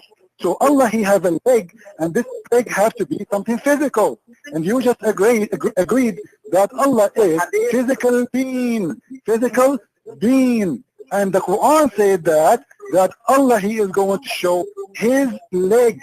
Now, if I ask you, Allah, he have a hand, he have a leg, he have an eye, you will say to me, okay, he have a body, but his body is not like yours. His leg, and this is what you were trying to say to me a second ago, when you said, okay, you know what, the dog, he have a leg. Are you a dog? You know, so you are comparing your God to us, trying to prove to us that the leg of Allah is not the same as the leg of us. This is not the problem. Your God, Allah, he have nothing except a leg. He is a leg. If I ask you, do Allah have a neck? You will say no. Do Allah have a chest? You will say no. With my respect to you, I'm not trying to insult.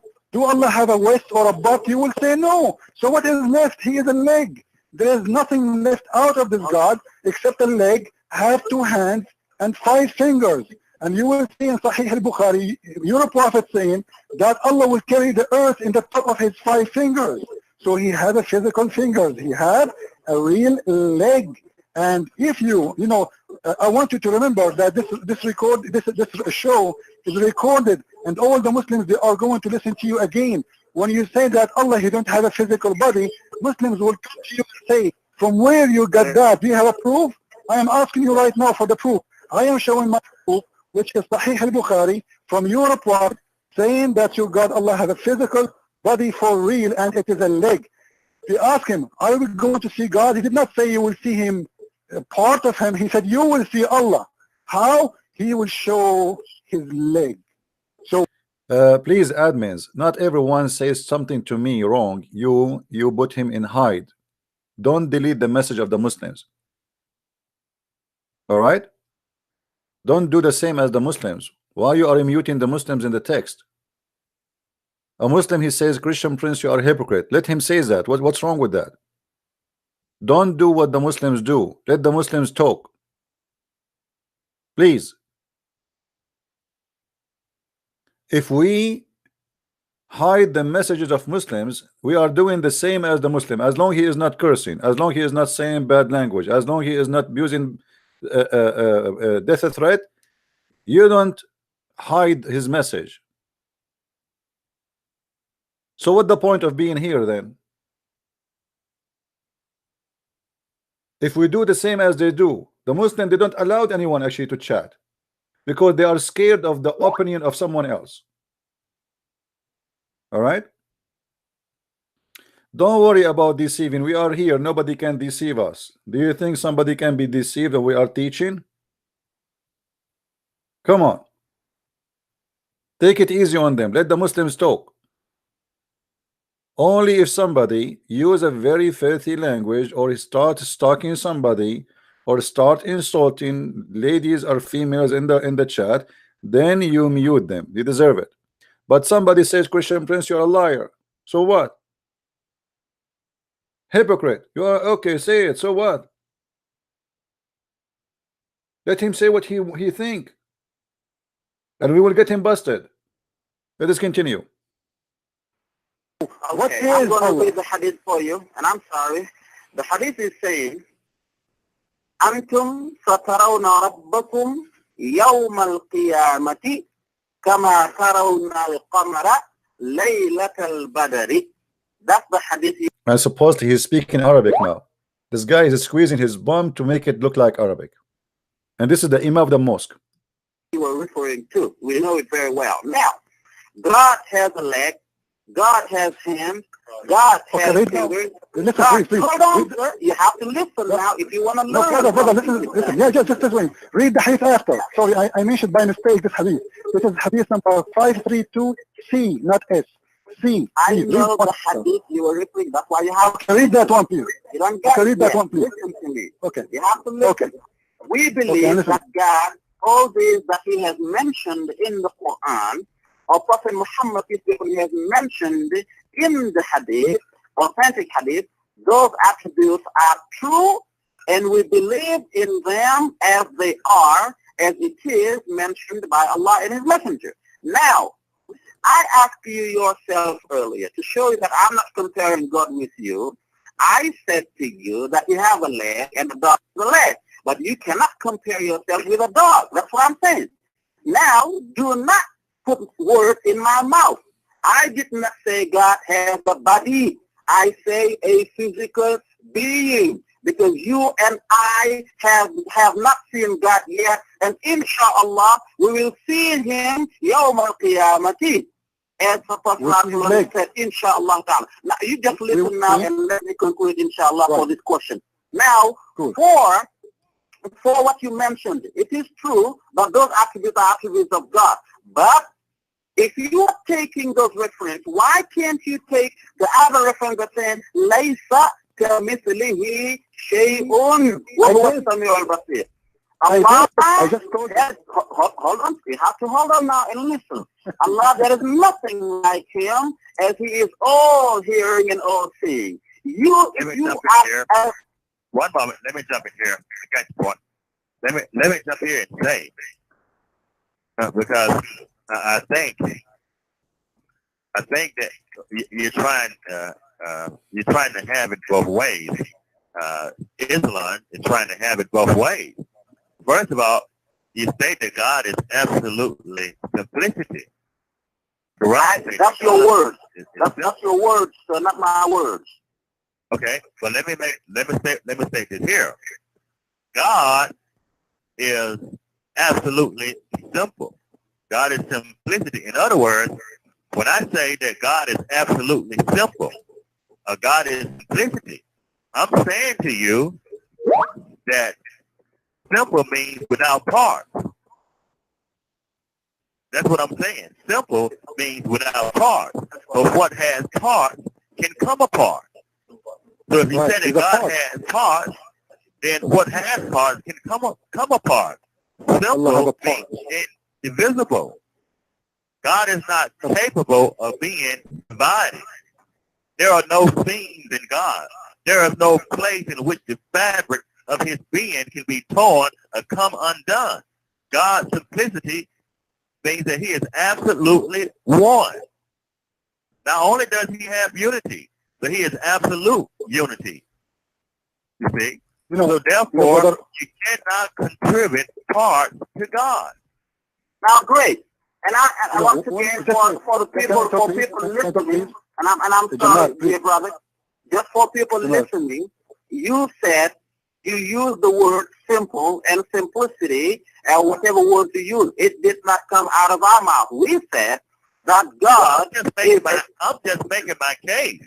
Okay, wonderful. Terminology, so everybody listening can understand. I'm Mr. just Moderator, you mentioned the fact that God is not capable of being divided, and God does not consist of parts. That God is pure existence, pure actuality. I'm saying to you, God has no potentiality. I'm saying to you that God is perfect. Now, if something is perfect, or one is perfect, and you said absolute, the word absolute means a lot.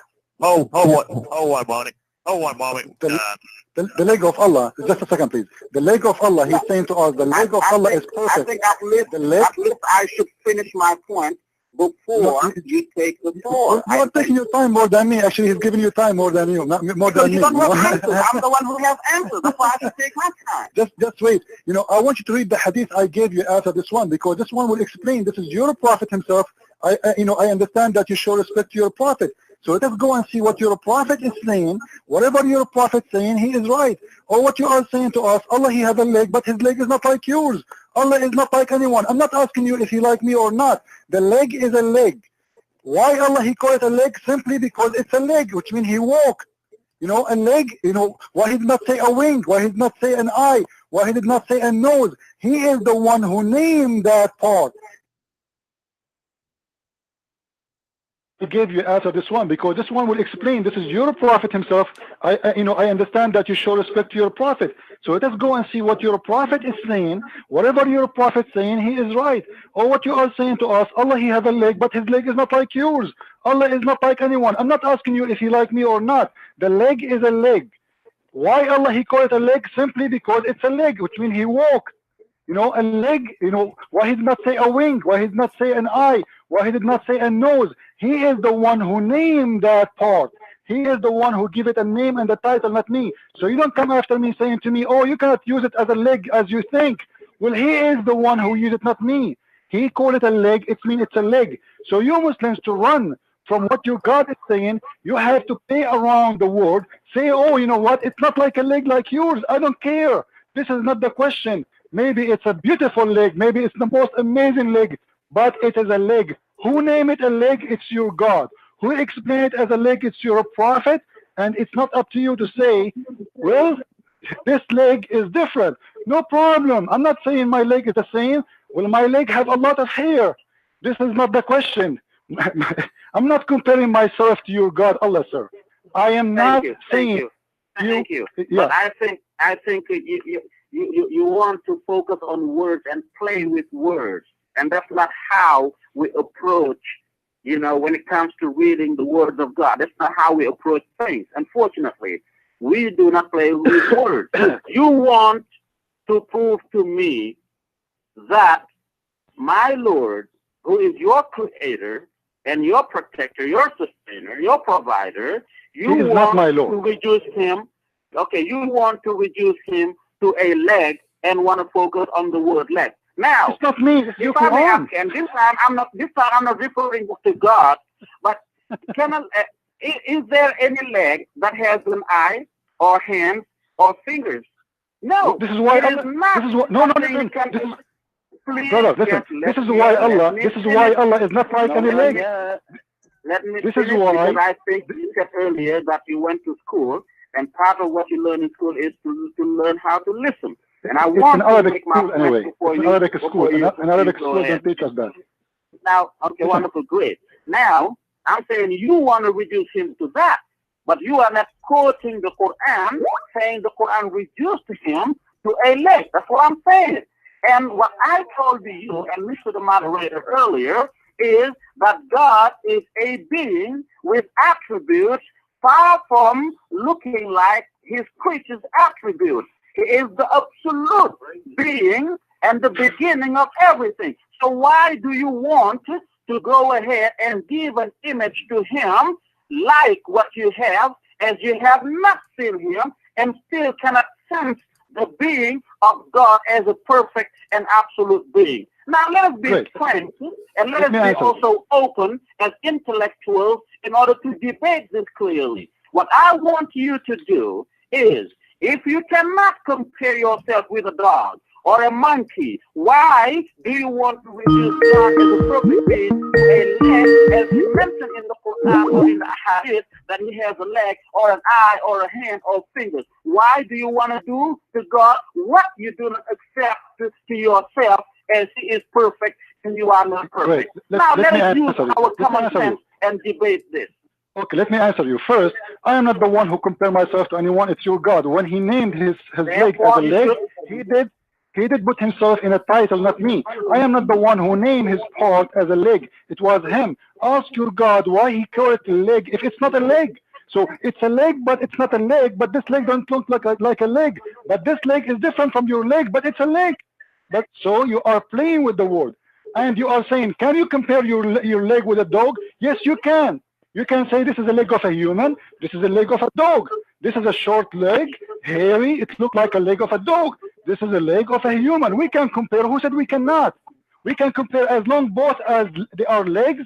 It doesn't make me really a dog. It doesn't make him a human, but both are legs and we can compare. We can count how many bones they have. We can make a study, and this is how we can make a.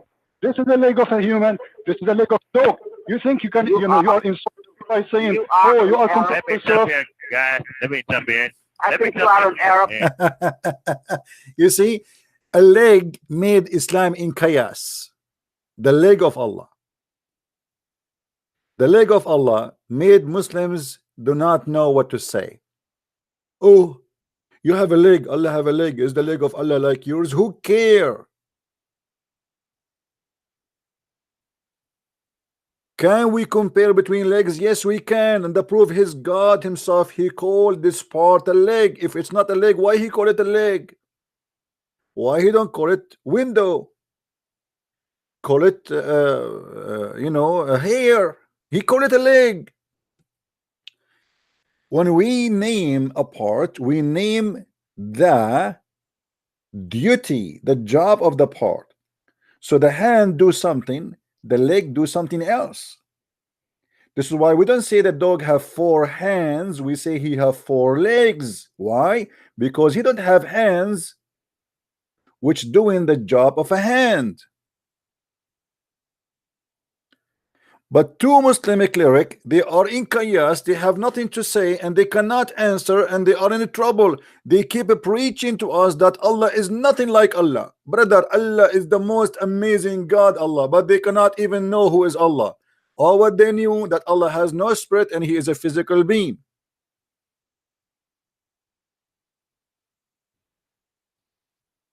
How this religion can be a religion?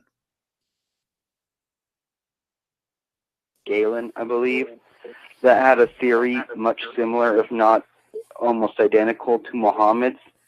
But I would also like to read you something out of the Bible, which is in the book of Job, which is over probably 1,000 years older than Muhammad. Let's go to the Muslim speaking.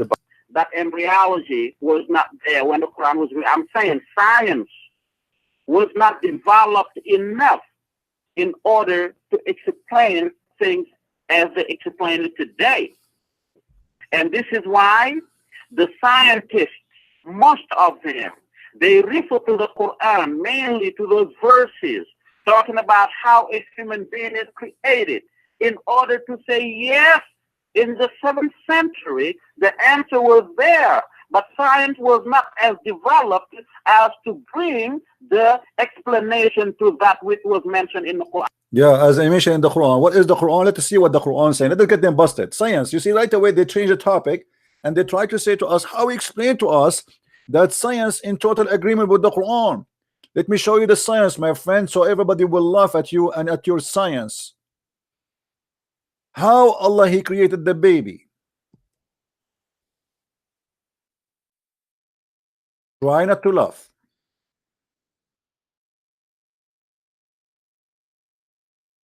All those verses are speaking about how Allah created the baby.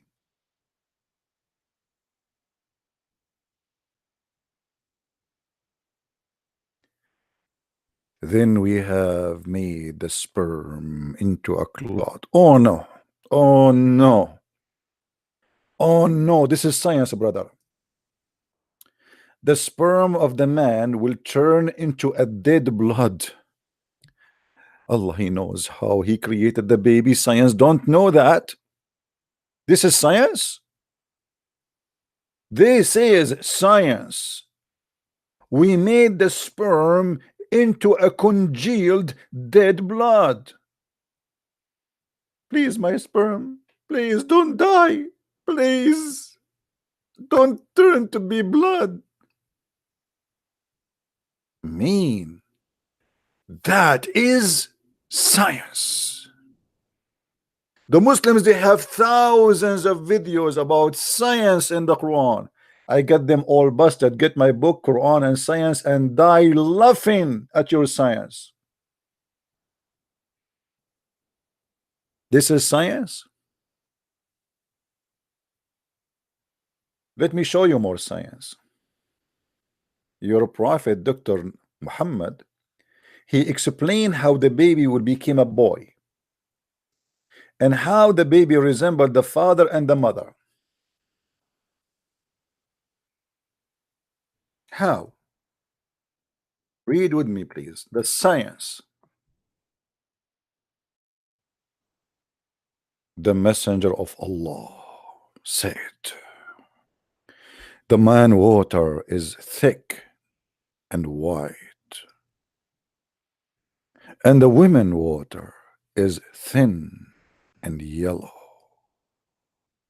Whichever of them comes first, the child will resemble the parents. And here is the good news. If there is any lady accept to marry me today, I will promise you I will never come first. So we can guarantee that the baby will be not a boy and he will not look like me, which is scary. Finally, now we can control how our baby look like. All what we need to do, if you are ugly, don't come first. If your wife don't look good, let the man come first.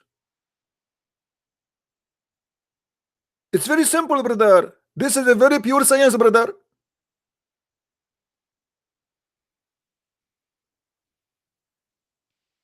This is science. Doctors and science, they prove Muhammad. Absolutely, man. I mean, who are you kidding me? The prophet, if he says something, must be true. This is true. Do we have any Muslim wanna call us? Only Muslim, please. Who is a Muslim wanna call us? No Christian, please. Only Muslims.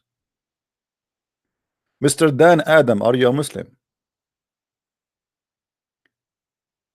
Who is a Muslim would like to give us a call? Mayday, Mayday. A Muslim is needed. Mayday, Mayday.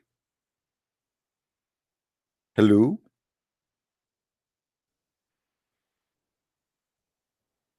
Hello? If I want to tell you the science of the prophet is beyond imagination, you might go crazy. You might go nuts. You will be jumping like a monkey. Quran and science? Are you sure? Your God even cannot remember which one he created first, the stars or the trees.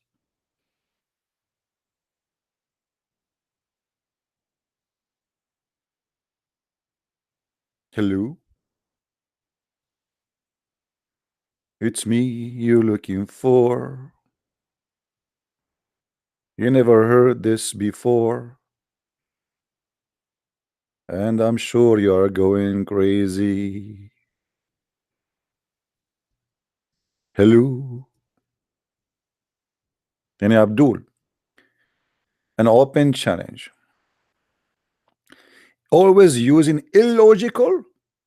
I am the one is you. So this is your logical for you, guys. A Muslim saying I am using illogical. This is your prophet, not me talking. Your prophet saying if you have orgasm first, the baby will look like you. And by the way, most of Muslim women they don't have orgasm because they do circumcision for them, if not all. And the proof is Muhammad wife herself, she don't even know what orgasm.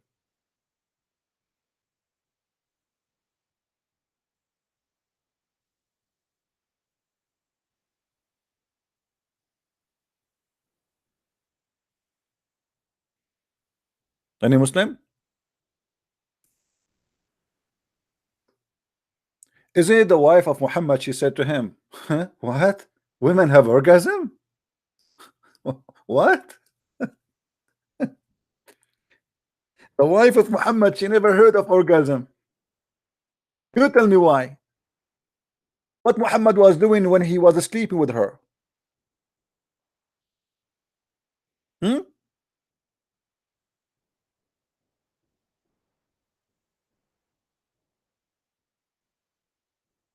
This is the wife of Muhammad asking when a woman she came to Muhammad, obviously she have no shame, and she's saying that she was dreaming about some men who they are very handsome in her dream, and obviously she was touching herself. So she said to the Prophet of Allah, after a woman she have discharge, should she wash her vagina? The wife of Muhammad, she said, she smiled, saying, what?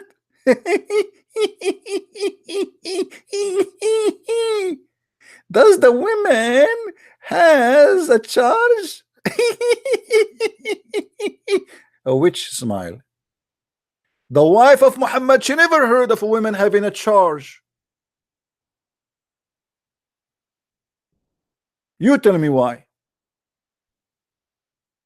What was Muhammad doing in bed?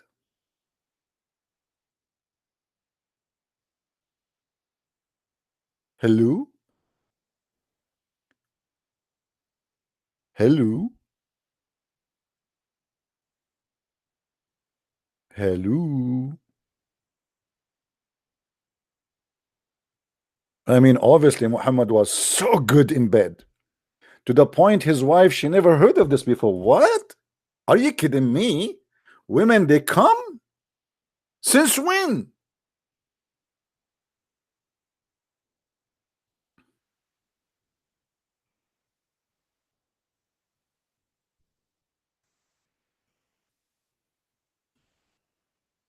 Well, I understand why the wife of Muhammad, she never have this charge, because the hadith confirmed that Muhammad never have sex with them. He imagined that he's having sex. I mean, somebody have to do it.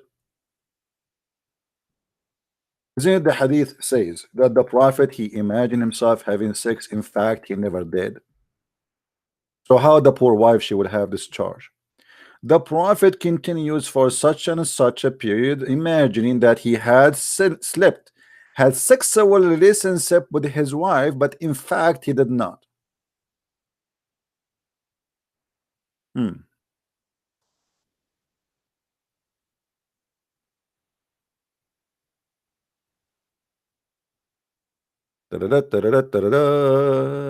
Prophet, how was your night yesterday, brother? I was like a missile, like a drill machine. That again, that again, that again. Then even there's a hadith says that the Prophet used to if all his wives, excuse my language, he if all his wife in less fi sa'a in Arabic today is equal to an hour, but in the time of Muhammad was used for a time between 15 to 20 minutes. So Muhammad he have at least 13 wives, and God knows how many slave for sex, but he if them all in less than 20 minutes. And now I know why he can do it. Now I understand how he was able to do it, because he was imagining.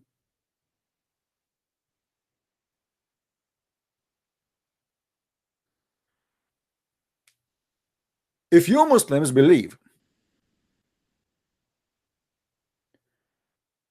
that Muhammad is suffering from illusion, how you can trust him that he saw angels?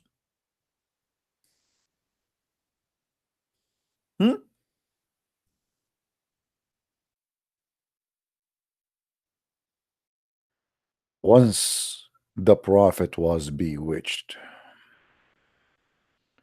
so he began to imagine that he had done a thing which in fact he did not. Hold on. We have a bewitched prophet? Brothers and sisters, I invite you to convert now to accept the bewitched prophet to be your favorite one. If we say to the Muslims, you're a prophet bewitched, they will be insulted and they will be offended.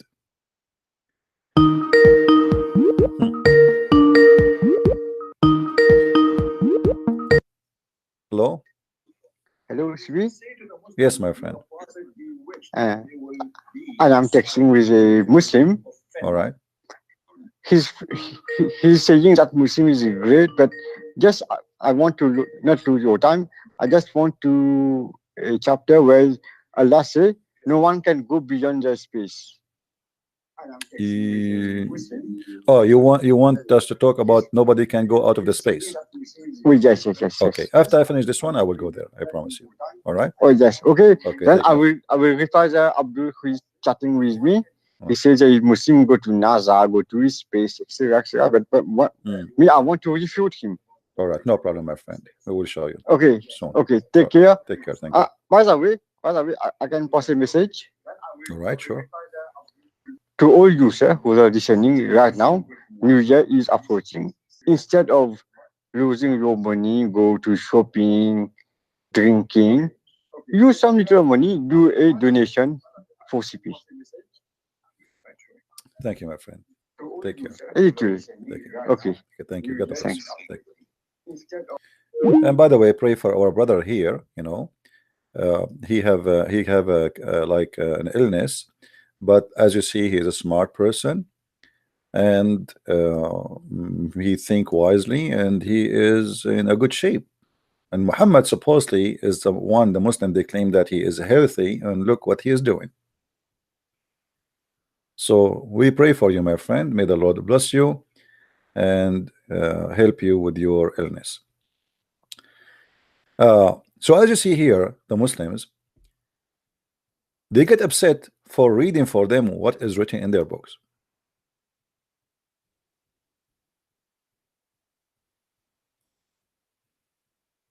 It's scary.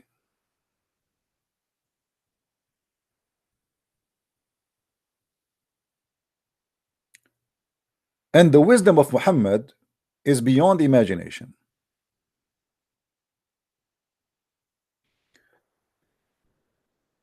Muhammad was a very special man.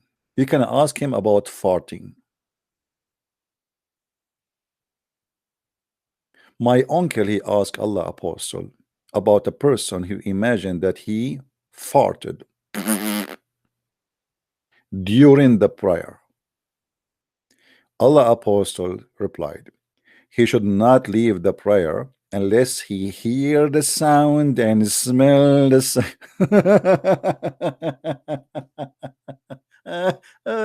Oh boy, I mean, this is so good.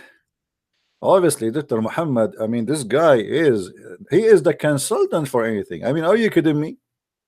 You can ask Muhammad any question you want. He have an answer for it.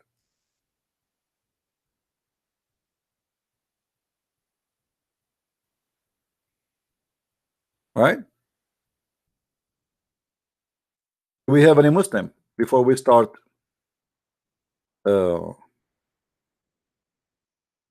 answering about the question our brother he asked? Any Muslim? Please feel free. If we go in the Quran, chapter 55, verse number 33, let us go there. We will leave the debate here. We are done with it. And we go.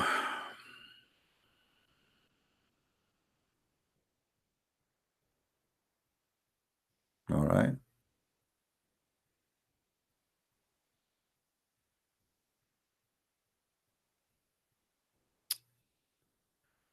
This is 56. We need 53. All right.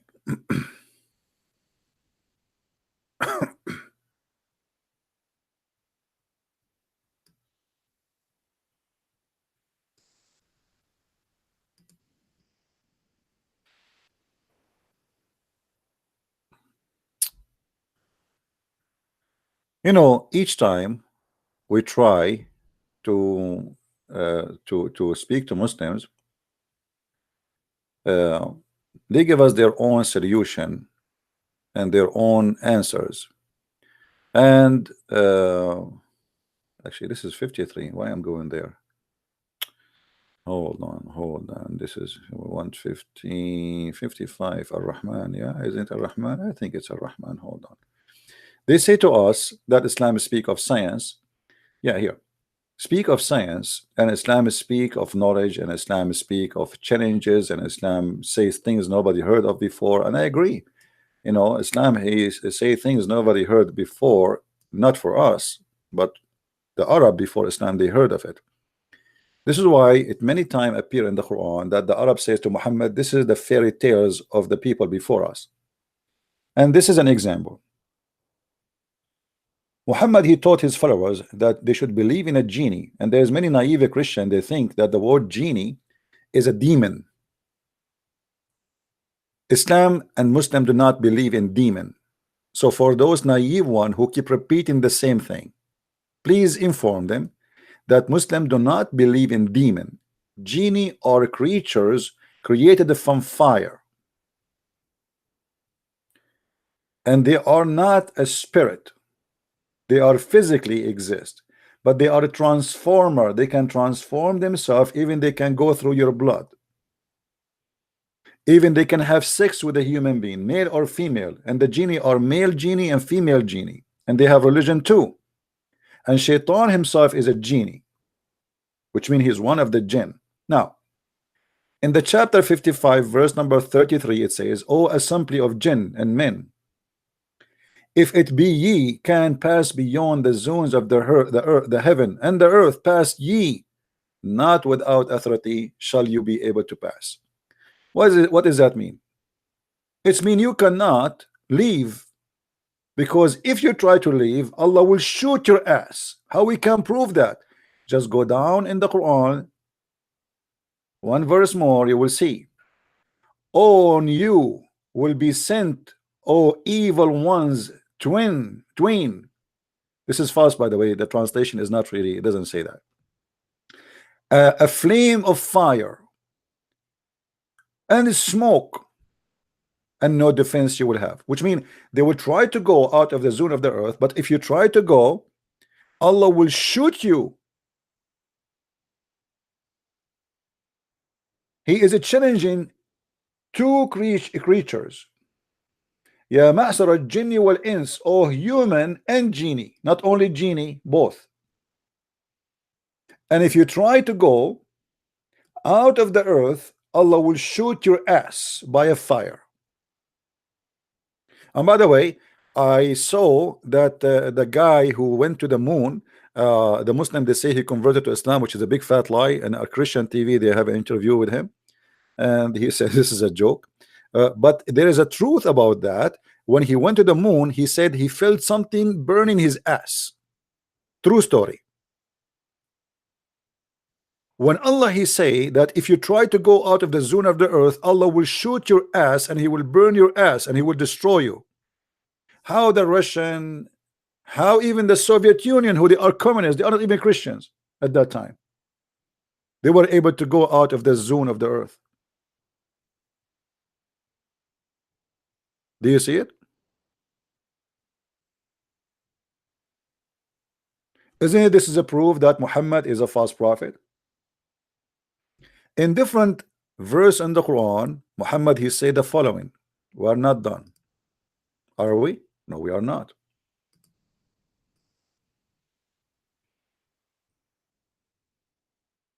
Why Allah created the stars? Allah created the stars so he can shoot you in your ass if you try to go out of the earth. And we have adorned the lowest heaven with lamps, LED lamps, and we have made such lamps as missiles to drive away the evil ones. If we go and read the interpretation for this, you will see that Muhammad he claimed,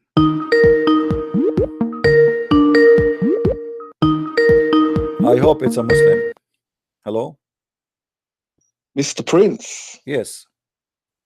How are you today? I'm fine. Are you a Muslim, my friend?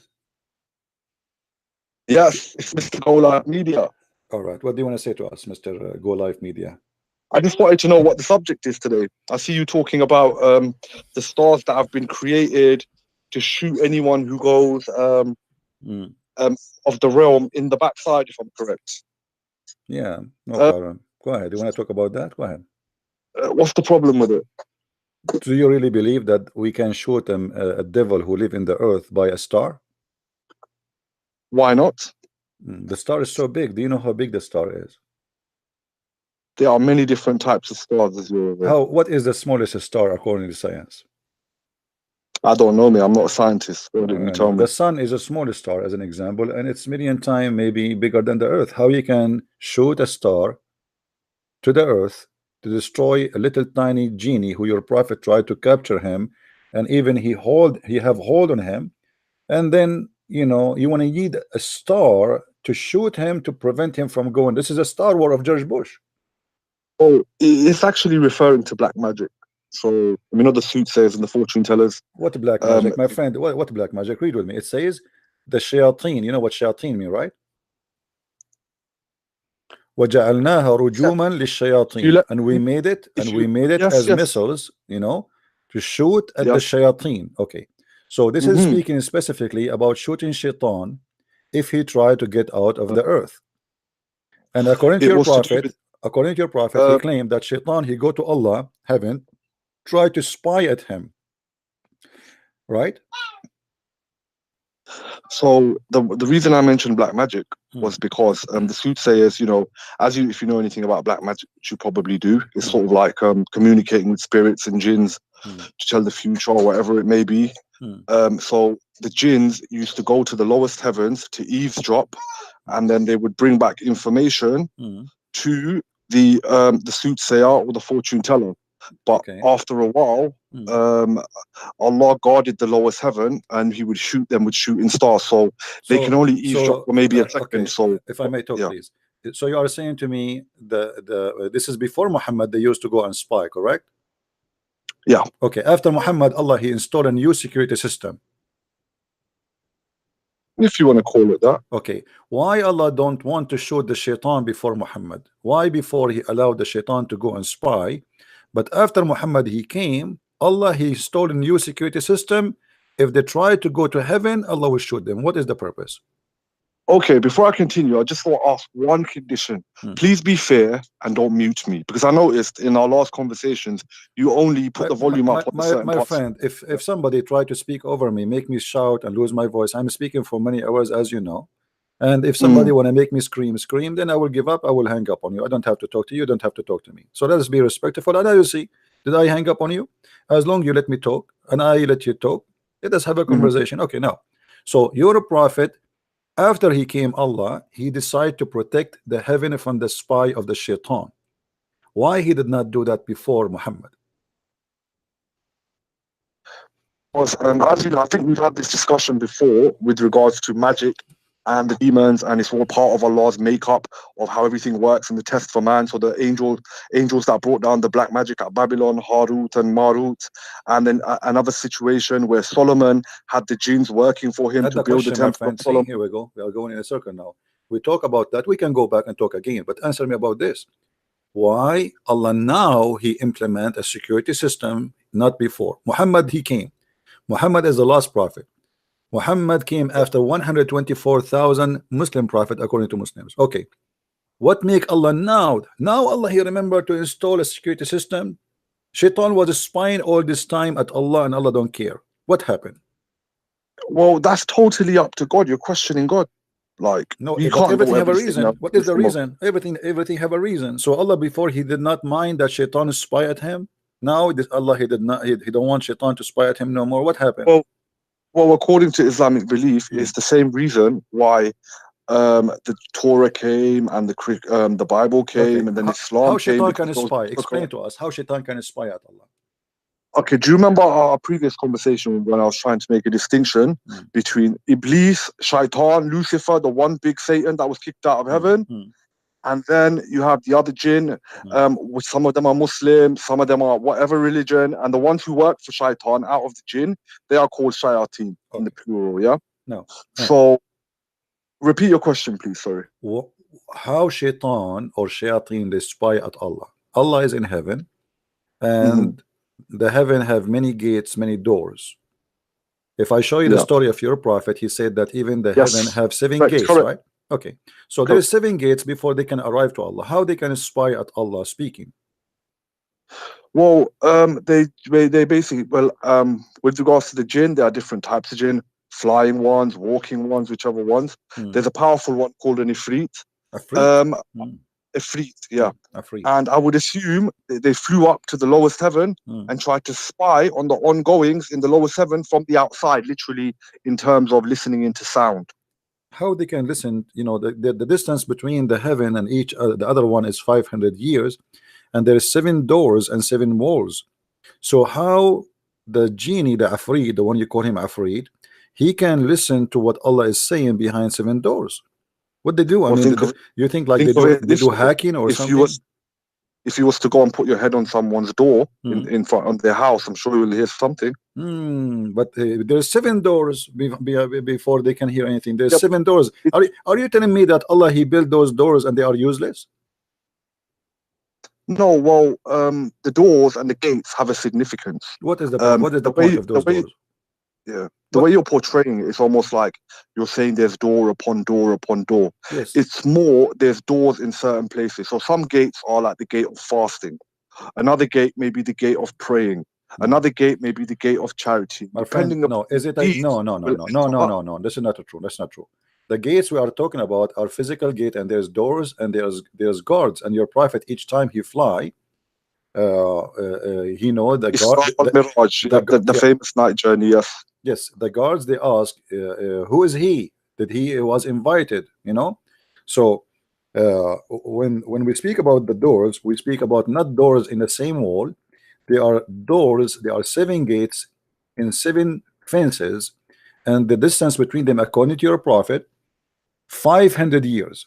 So now you are saying to me that the angels they can come and they go, and there are 7 doors and 7 fences, and yet they can put their head or their ears on the fences of the heaven, and they can listen to what Allah is saying. Correct? Well, if it's the lowest heaven, I'm assuming it would be the last gate, the one gate for the exit. Okay, but Allah is in the 7th heaven. But Allah is in the 7th heaven, right? He's on top of the heavens. Okay, he is, but he is in the he is in the last heaven, the 7th heaven, right? He's not in the heaven, no. He's above the heavens on his throne in a manner that suits his majesty. Really? Okay. Yeah. But according to your prophet, okay, in the 7th heaven where Allah is located, do he have air? We only go by what we've been told. If there's anything above Allah, okay, after Allah, I wouldn't believe that God needs air to breathe. Okay, if there's anything above Allah, no. Okay. Well, your prophet, he said that there is something above Allah.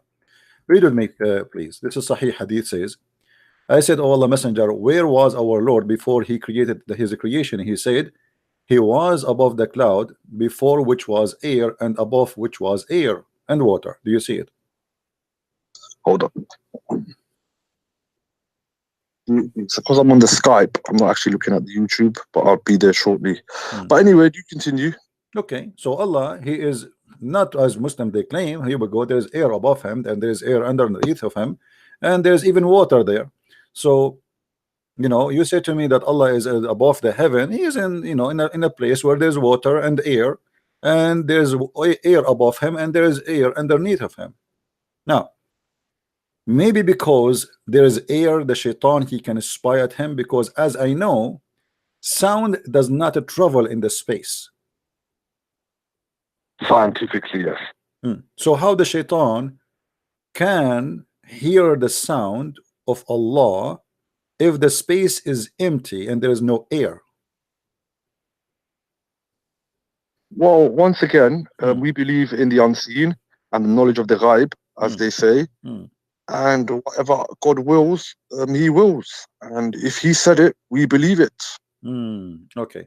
Now, when Allah, he said that you cannot go out of the zone of the earth, and he is challenging the mankind and the genie, and then we find that people, they went to the moon. So how Allah, he made a challenge which is a false challenge? So are you talking about the challenge in Surah Taha? The chapter of Ar-Rahman. Chapter of Ar-Rahman. Yeah. La tanfudu illa bisultan. Right, Yeah, okay. right. Okay. Well, he made this challenge after he's created the barrier with the shooting stars. Okay, but after that, the American, they went there, the Russian, they went there, and you know, and how this happened. So how Allah, he challenged the man and the genie to go, yet they go. No. You're talking about NASA missions and comparing them to the lowest heavens. The lowest heavens cannot be seen, and they cannot be reached by our means. They cannot reach. Okay. These are humans. Okay, hold on. Isn't it your God Allah, he said that we decorated the lowest heavens with the stars? I'm not sure. Can you bring up the reference? Well, what do you mean? I don't know the reference.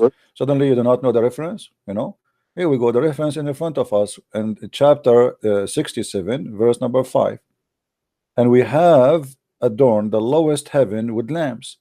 So the lowest heaven starts from where the lamps are exist, and we are in. We belong to a lamp. Actually, we as an Earth, we belong to the sun as a group of planet. Correct? We have adorned the lowest heaven with lamps. We have made such lamps as missiles to drive away evil ones. Yes, but that could be paradise within that heaven. It could be just referring to it as the sky. The sky. My friend, according to your God, according to your God, there's only stars only in the lowest heaven. So, if you arrived to where there is stars, which is the space we have around the earth, you are in the lowest heaven already. So, Shaitan, he arrived to the lowest space where the stars are in this space.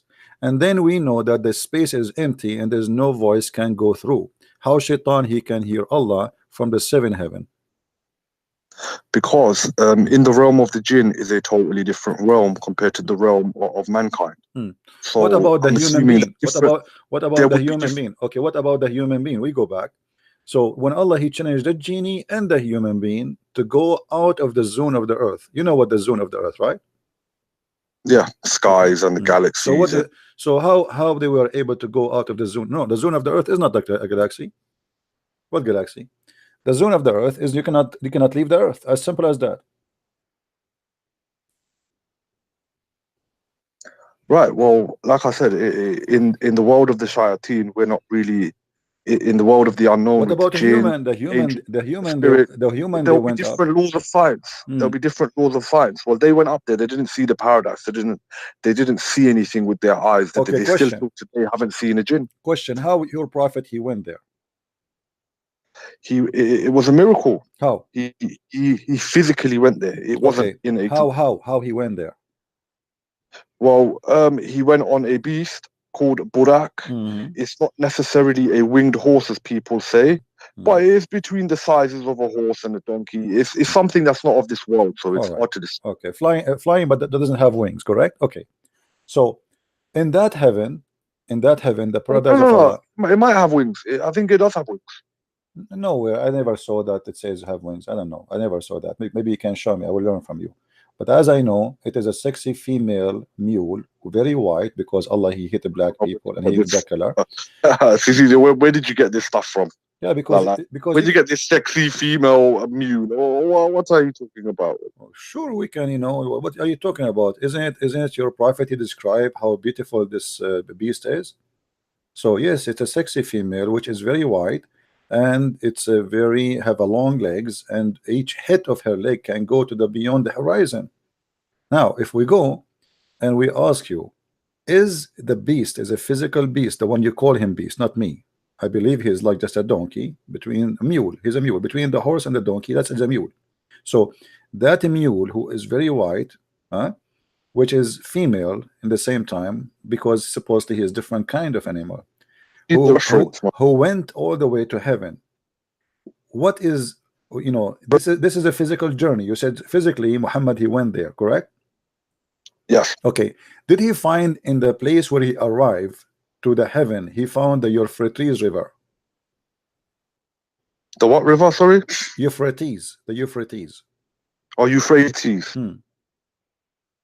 Yes, okay. There is some narrations regarding that. All right. I think to be fair, so how in the heaven of Allah, which is in the sky, in the seventh heaven, there is Euphrates? Well, that's down to how Allah designed paradise. But Euphrates exists in the south of Turkey. Yes, and why can't it exist in paradise? Why can't there be an identical one? My friend, don't you see? Euphrates, you see, the Old Testament speak that the garden of Adam and Eve is in a certain location, and it mentioned even the river Euphrates, but it makes sense. This is in the earth. The garden of Adam and Eve in Christianity and Judaism is not in the sky. It's a garden in earth. Now, your prophet, he found that Euphrates and the Nile River are from the rivers of heaven. So if his heaven is up in the seven galaxy, whatever it is, how we find the Nile River and Euphrates there? Because it's down to God how He wants to design things. Like, I mean, my friend, but they are not there. They are here in earth. If you're a prophet, he went. How the Nile is here in Africa, go through Ethiopia, go through Egypt, all the way to the sea, and then we find that the river of the Euphrates start and under the tree of Allah in the seventh heaven. Because it could be identical rivers. Like I said, we don't really have a map of the geography of paradise and heaven, do we? Okay. So, but don't you think that Muhammad here is making up stories that this is a heavens, that this is mount, like this is what heaven is about, and there's rivers. One is called Euphrates, and one is called Nile, and obviously he's confused between the Garden of Eve and the Garden of Eve in Islam and the Garden of Eve in the Bible. If I ask you now, the Garden of Eve in Islam, the Garden of Eve in Islam, is it in earth or in heaven? The Garden of Eve. You tell me. No, you tell me. You're the Muslim. I'm asking you about Islam, not Christianity. Well, the Garden of Eve, did you say? I'm not sure. Is there something called the Garden of Eve on the earth? I'm asking you, is the Garden of Eve is in heaven or in earth? The Garden of Adam Eve, and Eve, where Adam and Eve they used to be living there, is it in heaven or it's in earth? I would say it's in heaven. All right, that's a good answer. According to Islam, yes. According to Christianity, no. Now, as long you agree that the heaven of Adam and Eve is in there in the heaven, and Muhammad he says that there is a tree where underneath 4 rivers they come from there, and then we find that the Nile River and the Euphrates River, they are here in the earth. There's no way they are coming from heaven. I mean, this is very silly. Obviously your prophet is very confused about where are they located and what heaven he's talking about. There's no way Muhammad he went to the sky, yet he is talking that he found the Euphrates River and the Nile River coming out of the tree of Allah. It's possible. As you know, as a Muslim, you know, when you ask me could your prophet have lied? You probably already know I'd rather jump off a tall building than ever say my prophet, peace be upon him, lied. So who? The Prophet Muhammad, peace be upon him, rather, before I accuse the Prophet of lying, I would rather die 50 times over. I'm sure you're aware of it. I'm not asking you to accuse anyone. I'm just trying to have a conversation for you, my friend. I'm not insulting. For me, Muhammad is an official certified liar. You know, I say it as it is. But you are a believer, no problem. But as you see, you're a prophet. He claimed that he found rivers and he called them Sihan and Jihan, and those are rivers are exist in the Middle East. So Sihan and Jihan and Euphrates and the Nile. He found them where? Coming from under the tree of Allah. And then we find in the Quran that Muhammad speak about that if you go to heaven, Allah will try to shoot you. And where the heaven is, the lowest heaven where it is, this is where he shoot the shaitan. In the lowest heaven where the lamb are located. Okay. Now Muhammad here is arriving to the Nile and to the Euphrates. So he did not go to heaven. Well, that's your opinion. How no, do you know me, what's within paradise? My friend, no, you tell me. Okay, now I want your opinion. How your prophet, he went there and he found the source or the spring of the Nile River and Euphrates. How both of them, they are coming from under one tree. Nile is in the middle of Africa, and the Euphrates is in the south of Turkey. So we have thousands of miles between them, yet both of them, they are coming from under one tree, is the tree of Allah. Well, it could be identical rivers that are in paradise. And like I said, we don't know the creation of paradise. We don't know how paradise was created, what's within paradise, the geographical realms and what it's like. Is nothing like the human eye has ever seen. So for you to make a comparison with the earth, I don't see the point. My Just friend, because it's very funny. You said to me, nothing we can compare with heaven. And yet you say your prophet, he says to you, honey and milk. Isn't it honey and milk is money and honey and milk? Isn't it wine is wine? Is it Euphrates is a river we know? Is it the Nile is a river we know? So how nothing we can compare, but they have it, we have what they have already. We have Euphrates, we have the Nile, we have the honey, and we have the milk. Yes, okay. But the milk and the honey and the wine will not be the same as of this world. It will be totally different. For example, that does not intoxicate. So once again, it's like me saying to you, describe heaven. So you are saying to me the wine and the heaven, there will be alcohol free. Well, we don't know that, but we know it does not intoxicate. Okay, so they are alcohol, but you will not get intoxicated. So the wine is the same, but you will. I don't know if it's alcohol. You see what I said, what the tafsir says that you will not get intoxicated. It's not the wine is not wine. The wine is a wine, but you will not get drunk. Now that's a good thing for you. I'm so happy for you. But you will notice with me here, we are going in a circle, trying to avoid that Muhammad cannot be a person who went to the seventh heaven as he claimed. First of all, there's no witnesses. Is that correct? I give you the response of Abu Bakr as-Siddiq radiallahu anhu. What he said? Did he say he went? Did he say he went? Then he did. Abu Bakr, he said he went. Did he see him? Yeah, and he said if the Prophet said it, it happened. Ah, there we go. If the Prophet said it. My friend, what kind of answer this answer is? I'm saying to you, do Muhammad have a witness or not? No. Let me tell you something. Yesterday I went to the seventh heaven in the top of a flying chicken. Do you believe me? No, because you're a great liar. Okay, so how if I say that, how if I say that is a lie, but if your prophet he say that is it true? Both of us, we have no witnesses. But he is a prophet and he performed miracles. He spread Islam across the world. Look at the things this man did. Yeah, what he did. This is not the work of a normal man. What did he do? He destroyed the world. People, they cannot even walk in the street safe. People, they cannot have safety. People, they cannot have security. Men are killing women. Men are raping women. Women, they cannot walk in the street securely alone unless there is a guardian with them. Otherwise, they will be raped by Muslims. Number one countries of rape in the world are Muslim countries. In Saudi Arabia, if a woman she walk around in the street without a guardian, she will be raped, kidnapped, and nobody will hear about her again. So what Muhammad did? Muhammad, he brought nothing but disaster. Now answer me. Let me show everybody. Let me show everybody that you Muslims are fairy tale followers. Where in the Quran it says that Muhammad he went or he taken to the heaven? Why didn't you show me? You show me, you are the Muslim. Where in the I'm Quran? not Where in the I'm not Quran it sure if says? Where in the Quran, my friend? I'm asking you, where in the Quran? I mean, such a thing happened. The Quran says that the Arab, they keep asking Muhammad for a miracle.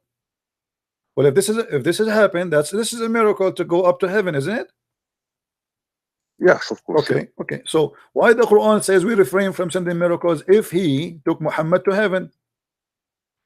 Chapter 17, verse number 59 says that Allah, he refrained from sending miracles.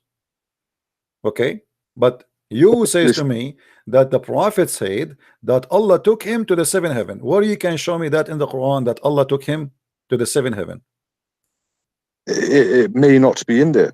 So you are saying to me such a thing which is extremely important is not in the Quran, but in the Quran we have a story that an ant, she told the other ants to hide. Allah have time to tell us the story what happened between the ants. Allah has Well, time to tell us about the bird what is it? who is a captain in the army of general in the army of the chicken.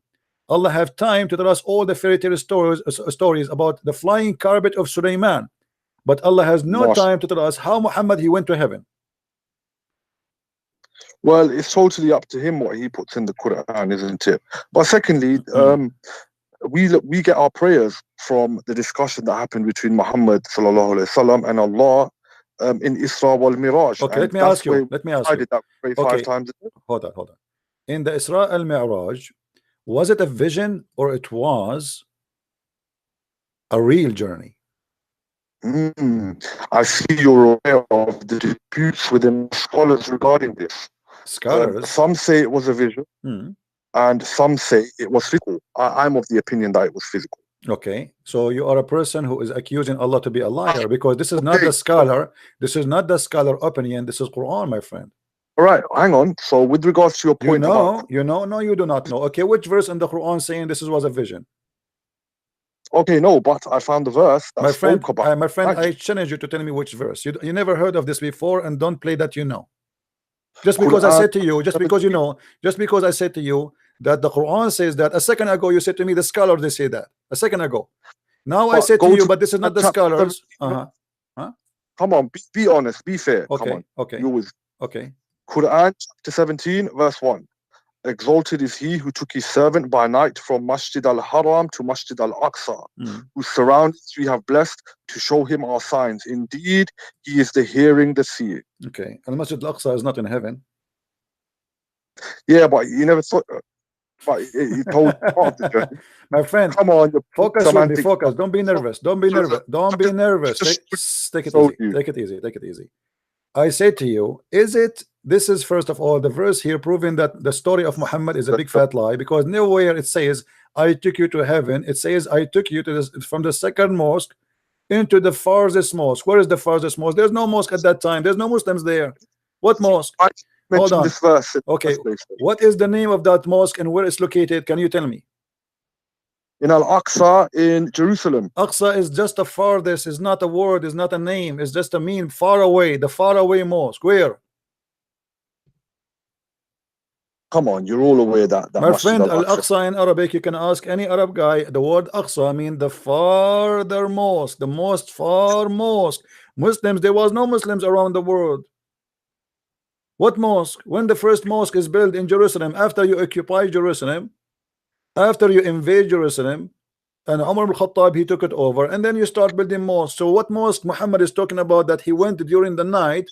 Trying to say Masjid al-Aqsa was built by Umar al-Khattab. Is that what you're trying to say? My friend, there's nothing it's called Al-Aqsa. This is a lie. This is a lie. There's nothing it's called Al-Aqsa.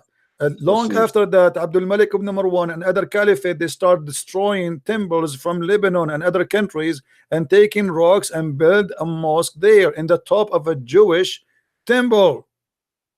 There's nothing it's called Al-Aqsa. It's a lie. It's a big fat lie.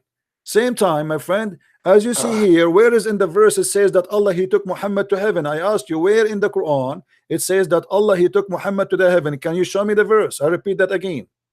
Okay, well, part of the verse tells you of the miraculous journey, right? It tells you about the journey in one night. So are you saying to me that the journey was not to heaven, was only to the mosque which is in Jerusalem? No, it is as Muhammad So why sallallahu alayhi Allah did wasallam. not mention which one is more important, the journey to the house of Allah or journey for a mosque in Jerusalem? Well, Allah's not there to give you all of the answers. Then what's the point of having faith? My friend, what is the point of saying to me something is part of the journey, which is the most important part of it, is to go all the way to Allah? Which one is more important? He mentioned to me that Allah, he took him to the Father mosque, but he don't want to mention to me that he took him to heaven. Come on, it's like getting something Jesus said. Okay, and then let say, me ask said you. it, Let me ask you it's in the again. Bible. Let me ask you Why is it again. not in the Bible then? Let me ask you again. Was it a vision or it was a real journey? It was a real journey. Okay, is that an opinion of Allah or opinion of the scholars? It's the opinion of Muhammad sallallahu alayhi wasallam, the way he described it in the hadith. Okay. It's as he said it. All right, here we go.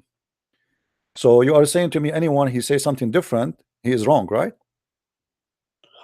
Well, there's difference of opinion, isn't there? Like, I'm You not a see, scholar. don't play with the words. Either you say to me, anyone he believed that it was a vision, he's a liar, or you say to me, it is the truth. He's mistaken. He's mistaken. Okay, I will take your words, guys. Take this gentleman. He said that the one who believed that Muhammad did not go in real, it was a vision, he is mistaken. Okay, I like that. Well, we will find that in the same chapter, in the same story. This is the chapter 17, verse number 60. It says that Allah, he did a vision for Muhammad, not a journey as real physical thing. Let's have a look.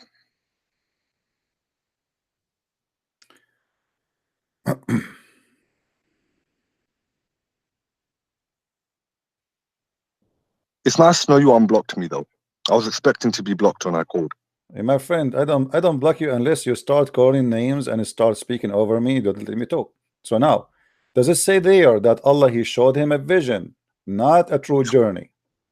We told thee that thy Lord doth encompass, or you put something in the way? No, it's in front of you. And when we said to you, surely your Lord encompasses men, and we did not make the vision which we showed you but a trial for men, and the cursed tree in the Quran as well, and we curse them to fear, but it only adds to their great inordinancy. Is it a vision or it's not? Well, you're going to have to bring up the tafsir of that verse. No problem. Tafsir. My friend, this is the same chapter that's in the front of you. This is about Al-Isra. Everything there is about Al-Isra. Okay. In Al-Isra, Allah, he says that Allah, he's saying to Muhammad, we showed you a vision. What is the vision Muhammad he saw in the story of Al-Isra? Well, that he was taken up to the heavens from Masjid al-Aqsa. So it's a vision. It's not a real journey. It's a fake journey. I saw a vision yesterday. I saw, like, I saw Trump. He is flying with the cat, and he was singing a song. I mean, is it a real vision or this is a dream? Sounds like a hallucination. But yeah. Okay, thank you. So as long, my friend, as long, hold on, my friend, hold on, please. My friend, hold on. As long you mention that somebody sound like he have an illusion. Did your prophet suffer from such a thing in his history? If we open the medical file of your prophet, did your prophet he suffer from illusion? Yes or no? You tell me. Well, according to Islam, yes. According to your religion, that the prophet, even he imagined himself having sex, but in fact he did not. And this is Sahih al-Bukhari saying the prophet continues for such and such a period of time, imagining that he had sex with his wives, but in fact he did not. So you said to me that this is sound like an illusion. Okay, Muhammad is suffering from illusion. It's been proven by Muslims themselves. They believe their prophet, he was under an illness, which is, they call it black magic or whatever they call it, but obviously he imagined things. Even his sex was not real. So how you can trust him? He is going to heaven. The Quran says a vision. The Quran says that he did not take him to heaven. The Quran says he took him to the Father mosque.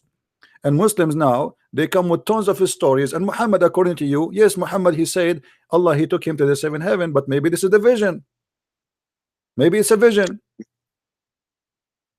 You saying it is true, but as you see, your prophet, he is not to be trustworthy because this guy, he imagined things which is not true. If I am a doctor, or let us say you are a person applying for a job, and I open your medical file and I find that you've been infected with something, we do not know what is that exactly, that you can, you know, you imagine things, you hear voices. Even your prophet, he says that stones, they say to him, Assalamu alaikum. Is that correct? It's true. Yes. Okay. Trees, they speak to him. Trees, they speak to him. They say to him, Assalamu alaikum. Trees, they converted to Islam. So the mountains speak to him, the stones speak to him, the trees speak to him, the trees, they took shahada, the goat spoke to him, the camel spoke to him, and the prophet here, he imagined that he is having sex, but in fact he did not. That was one incident where there was black magic involved. My friend, what one incident? What one incident? What about the two angels? They come and they cut his chest. Is that a real story? There's a difference of opinion where that narration could be fabricated. Where they moved, are you talking about where they moved to the black spot on his heart? My friend, does your prophet says that the one who controlled him, it was a Jewish guy, his name is Zurayq, Lubayd ibn al-Asam, from Bani Zurayq. He took some hair from your prophet and he controlled him from far, like remote control, and he made him imagining things? Yes or no? Well, that's black magic. Yes, okay. That did happen, but with remote no control. So you Muslims believe that your prophet was under the control of voodoo? Well, if it stated that it happened, it happened. What can I say? Okay, so if it happened, what I can say, this is the good answer. But isn't it your Quran says that you have no authority over my good followers except the good ones?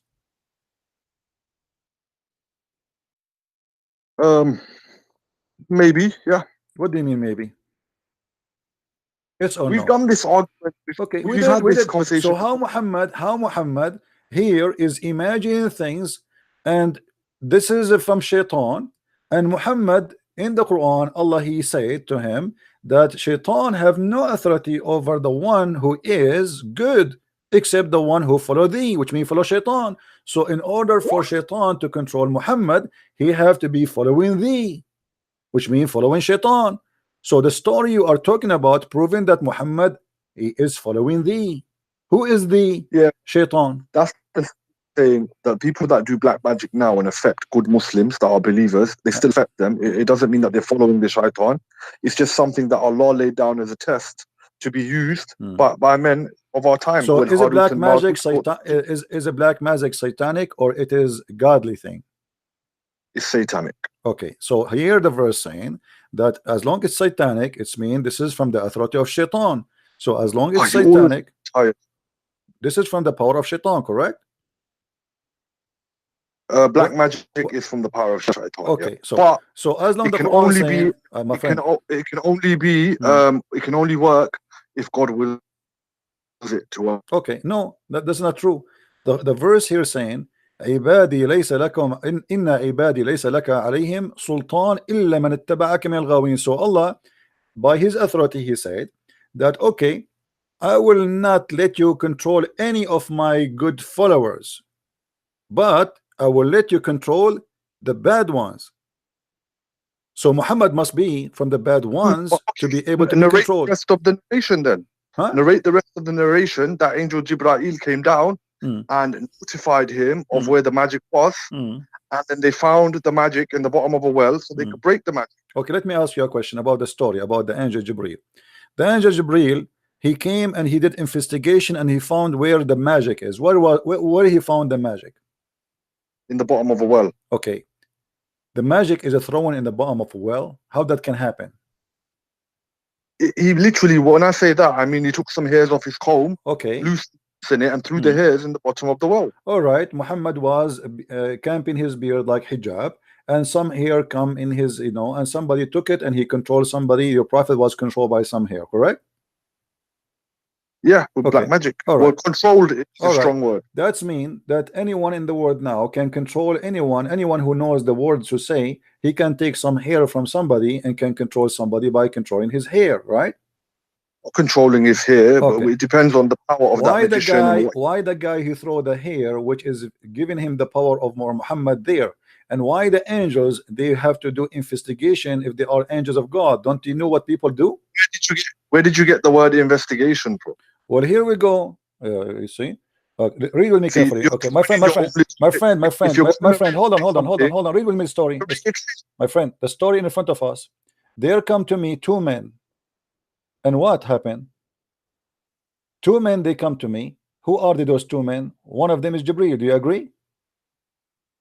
Does it say that in the narration? I don't know. I'm asking you, who are those two men? They are two angels, and they My are friend, I have not memorized narrations. I'm not a okay. hadith No scholar. problem. Here we go. Your prophet saying, there come to me two men. One of them sat near my feet, and the other near my head. And the one near my feet asked the one near my head, pointing at me, "What's wrong with this man?" Two angels. One of them he do not know. The other one is smarter. The other one play ignorant. Good cop, bad cop. The later replied, "He is under the effect of magic."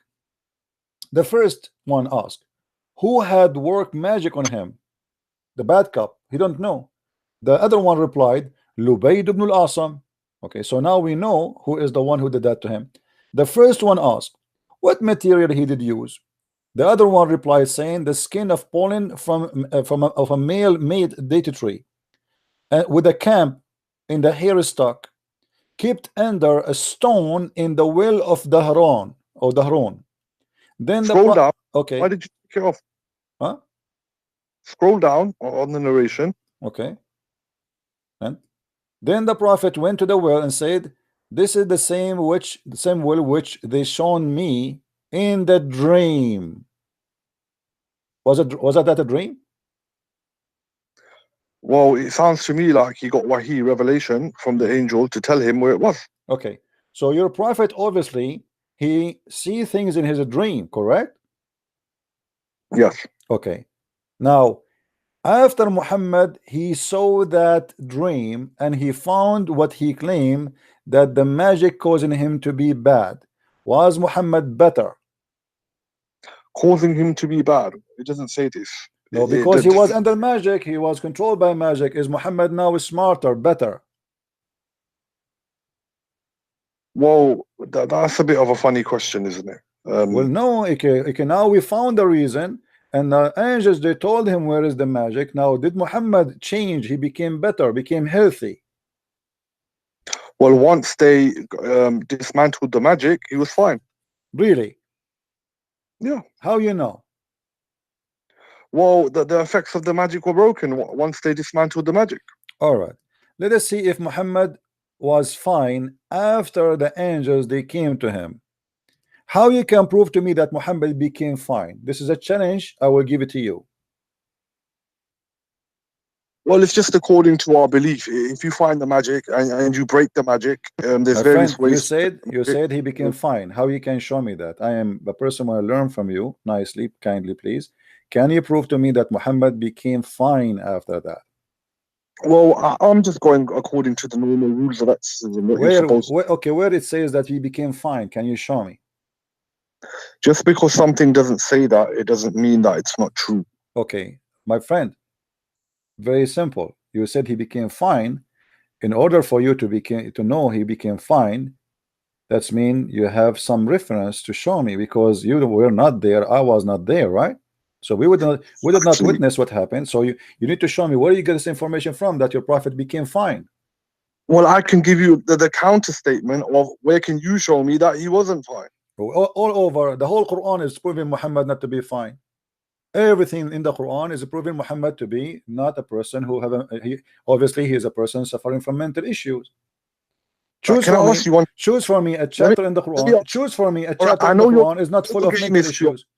My friend, when you're a prophet, he said that if the man have orgasm first, the baby will be like the father. If the women have orgasm first, the baby will be like the mother.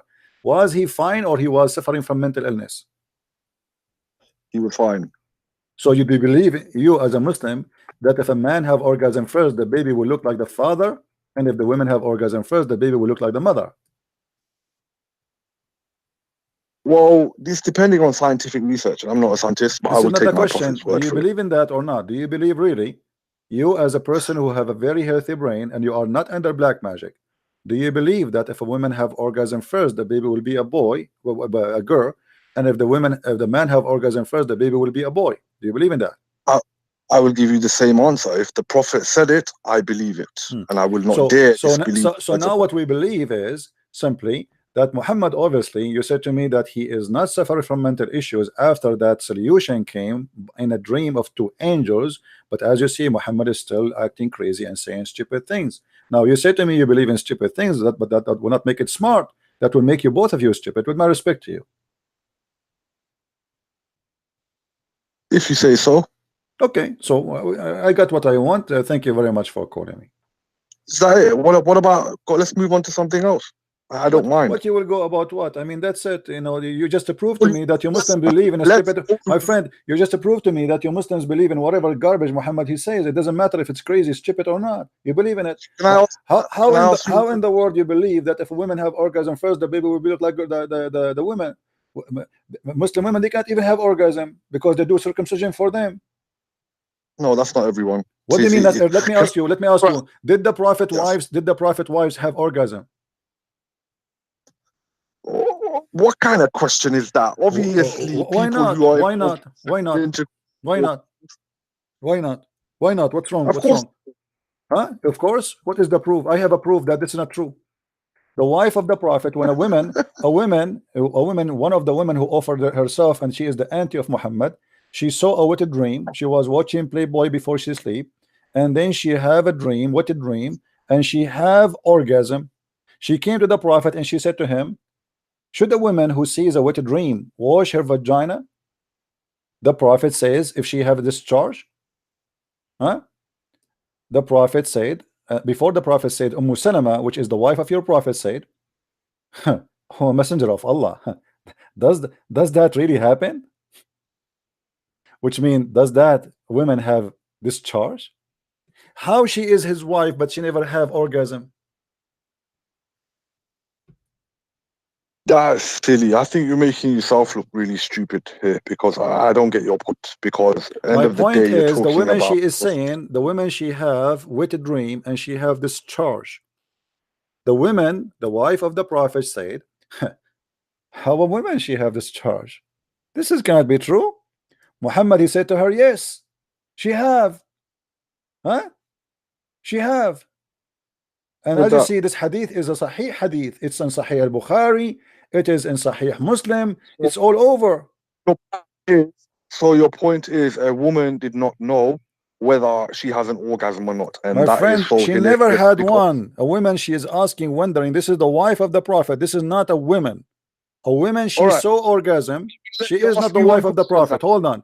A woman, she is. Wait. A woman, she is not the wife of the prophet. She is asking if she see what a dream, touching her vagina, having orgasm, should she wash? The wife of Muhammad, she said, because she said that a woman she have discharge. Does this happen? Muhammad, he said to her, yes. The man has discharge and the women have discharge.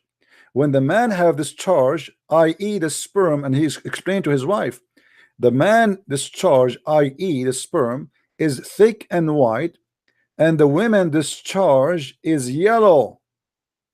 And so the resemble comes from the ones, you know, the one who his comes come first. So the wife of Muhammad, she was wondering how this happened. Muhammad, he did not explain yet what is after. The first woman, she just said that she have orgasm. The wife of Muhammad, she's saying how this can happen, how you can have orgasm. So well, she wasn't a scientist, and maybe she was just asking normally. Who said that? My friend, we don't really. My friend, yes, she's asking normally. Thank you very much. She's asking how a woman she can have orgasm. She's asking how this happened, how the women have orgasm. That means she never have orgasm. When a wife she asks her husband, my friend, when a wife she asks her husband how a woman she can have discharge, that means she never have discharge. Well, she went to him asking about the discharge, so obviously she did have a discharge. So no, the first woman is the one who have discharge. The women who have the wet dream, The wife of Muhammad, she said, after she heard her, she said to her, huh, what? The women have this charge? How this can happen? Well, I don't delve into the sex drives All of right, my the. friend. Thank you very much for coming. Thank you. We give you a lot of time. Yeah, right. This is Muhammad after he became fine. After Muhammad became fine, he came with tons of verses in the Quran saying the most stupid things ever you can imagine. Dr. Muhammad is a specialist in sex and sexual dreams. And this is a great example what Islam is about. You heard this gentleman and he was trying to defend his religion, but he have nothing but poo-poo. Muhammad, he says so, believe it, that's it. Even if it's so stupid, so naive, so garbage, we believe it. Okay, well, we got our point here. We got our point. Hello? Hello, Mr. Christian Prince. How are you, sir? I'm fine. Oh, it's good talking to you. All right. I'm one of your fans, and I'm also a convert anyway. I converted to Christianity 18 years now when I gave my life to Christ. All I right. was also born and grew up a Muslim Okay. until I found the Lord, yes. And I've been following you for quite some time. It's a really pleasure. I just called to say that you have my prayers and I've been praying for you. Thank you. Because you are one in a million. I'm telling you, you are causing a serious havoc in the kingdom of darkness. In fact, talking to you right now, I don't even know what to say, you know. But the only thing I will want to say again to add up is to continue to encourage them as you go along with them, telling that Jesus is the only options. Like the guy you just spoke to, that guy, I know in his mind, there is some doubts right now in his mind. I'm quite sure in his quiet moments, he will see that all the things that you are saying are really true, you know. Anyway, God bless you and God protect and keep you. All right, Thank you very much for what you are doing. all right, my friend. Thank you very much, and God bless you. And we are happy for you that you left Islam and you became a Christian. The only thing I'm Yes, not happy about, that it's not me who made you leave Islam. Yeah, I know. Yeah, no, to be honest, I grew up in a Muslim family. Islam is what I know. I practice Islam to the tip. I was born in West Africa in a country called Sierra Leone. That's where I grew up. Okay. I am now in the United Kingdom. And my testimony is one of a kind because when I was like an imam in my family. Oh, you are an imam. You were a leader of a yes, mosque. Okay. yes. Okay, my friend. I want you to do me a favor. I'm not going to talk. I will give you 5 minutes to tell your testimony to the people here. Is that okay? Okay, that's all right, fine. guys, listen to this gentleman, please, everybody. This is a person who left Islam 18 years ago, not because of listening to Christian Prince. No, he left 18 years ago, and he was from a religious family, and he himself, he was like an imam for the Muslims. So let us see what happened and how he became a Christian. Go ahead, my friend. I'm listening. I will not talk to you. I will not disturb you. Go ahead. Okay. Actually, my name is Saidu, and my second name is Abbasi, Saidu Abbasi. I was born and grew up a Muslim. I was born in an Islamic family, and I studied the Quran to some parts. In fact, I was the one who urged my dad to take me to the madrasa, to join me to the Islamic school. And my father was an Islamic scholar. He was responsible for the naming of babies and Islamic marriages. And then he became ill. And then during that period when he was so sick, I loved my father so much that I prayed to Allah and I did all kind of things so that Allah will actually deliver my dad. But eventually my dad died. And immediately my dad died on the 1st of February 2001. In August, I started experiencing the same complaint. Actually, the whole thing has to do with witchcraft. And so the same thing applies to me. I started experiencing all those bad things my dad was complaining. wherein no medical science was actually able, or no doctors was actually able to diagnose. I began to experience the same thing. And then one of my sister was discussing this to a friend that my dad just died, our father just died, and then my younger brother again is going through the same stuff my dad went through. And then this lady then told my sister, if I can go to the church, I will get my healing.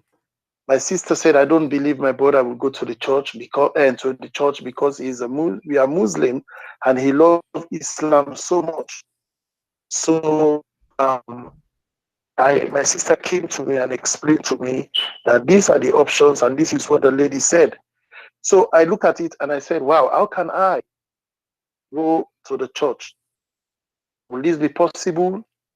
But as I was still suffering from this affliction and pain, I eventually decided to go to the church.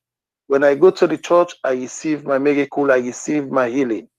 The affliction that actually killed my dad, right, I was delivered by Christ. And I was not only delivered, Christ revealed himself to me in many ways.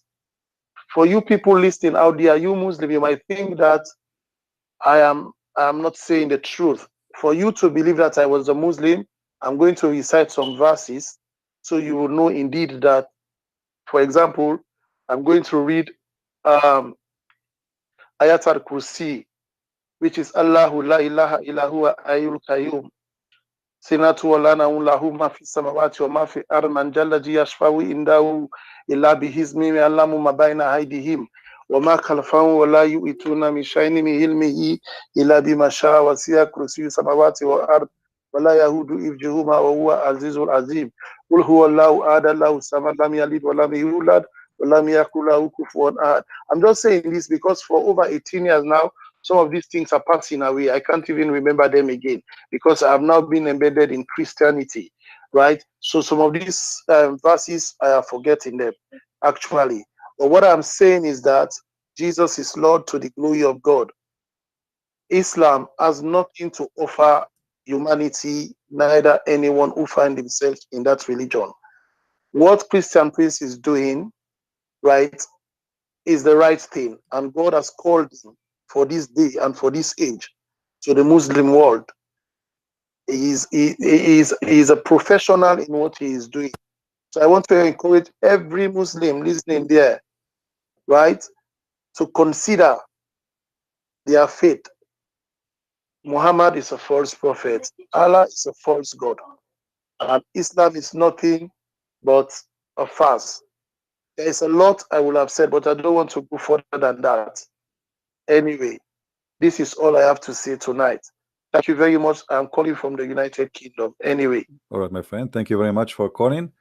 And we are blessed with your call. And I hope that you will be able to bring more people out of Islam to the light of Christ so they can Amen. enjoy eternity and love of the Lord. Thank you very much for the call.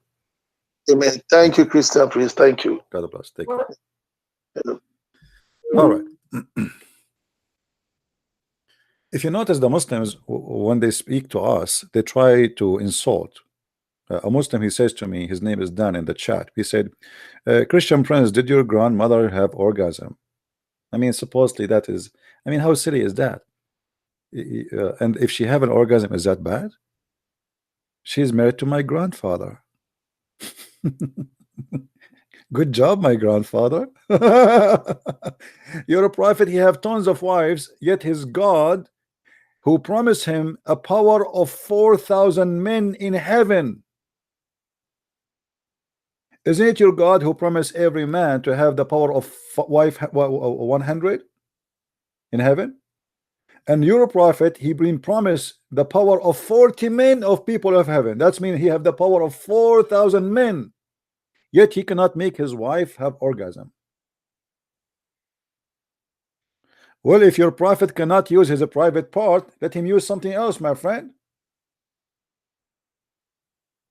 Your prophet was having sex with what exactly? Maybe he was doing it even in the wrong location.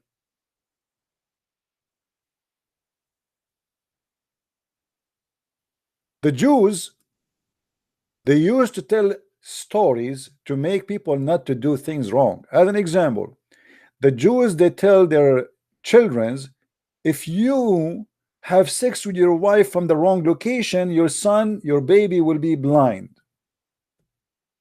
Muhammad, he answered them, scientist Muhammad. He said, your wives are the same as a ground. Dig in your ground wherever you wish, which means don't worry about ifing females in the wrong location. Go for it. نساءكم حرث لكم فآتوا نساءكم أن شئتم. Your wife are the same as a tilth. You know, when the farmer he dig the floor, the ground to put the seeds, dig your tilth as you wish, as you like. Do you see it?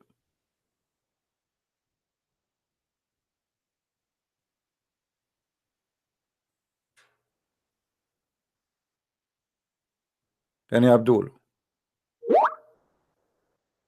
No, the Muslim, they try to say this is a position, but the fact is not a position. This is about location, because the Jews, this was an answer for the Jews who believe that if you have sex with the wife from the wrong location, your child will become blind. And this lies they spread because they don't want men to practice that. But it's a fiction anyway.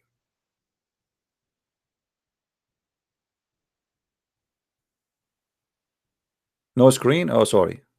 No screen. Go ahead. Here we go. You see it now?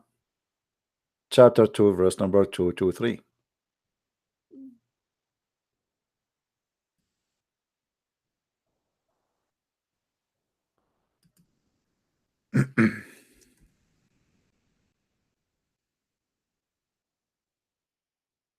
Do we have any Muslim want to call us?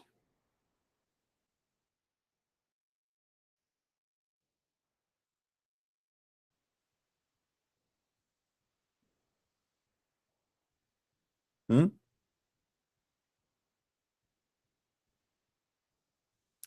There is a guy, there is a story.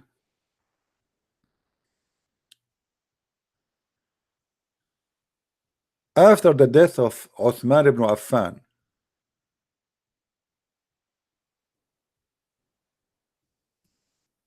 one of the companions of Uthman said, if I know who is the one who killed Uthman, I'm going to excuse my language, I'm going to him. A gay was listening and he said, I am the one who I am the one who killed Uthman. So the companion, he made this man bend over, and he started doing him. And the gay from underneath was saying, if I know that killing Uthman will bring such a punishment, I would love to kill Uthman every day.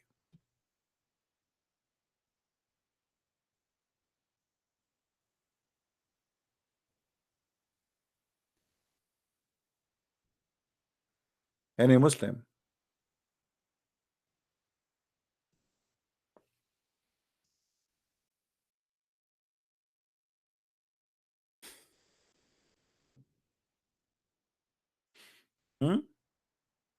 Actually, if you have my books, Six and Allah, you will see tons of stories, all of it documented from Islamic books, and Muslims cannot run away from it. You see, as I said from the beginning, Muslims, they speak too much about dignity and honor and loyalty, and you know, we are against adultery, but everything in Islam is the opposite. Muta marriage, zawaj friend, one night stand, lamam. You know what is a lamam? If we go right now in the Quran and we type the word lamam is you playing with the women private part, her breast, or kissing her, or touching her anywhere you wish until you have orgasm. And then this is not even considered as a sin. This is something, it's like it's not a big deal.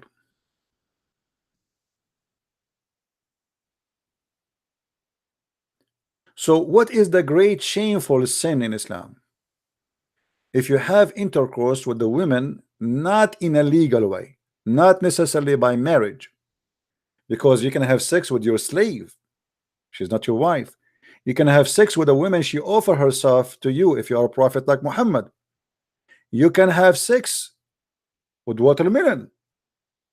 You even can order a child slave to use her hand or his hand to play with your private part. That is not even sin.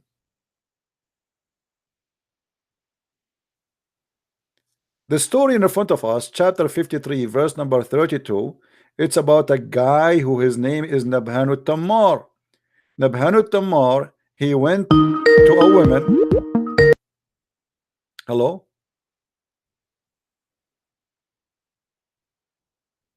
Are you there? Muhammad, are you there? Hello? If you don't talk, I will hang up on you. Hello? Okay, take care. Take a hike.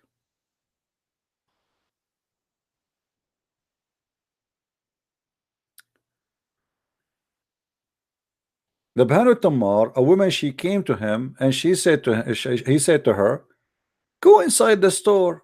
Inside the store, I have for you a lot of better fruits. Tammar in Arabic mean the guy who sell palm date fruits. As simple as that. Hello?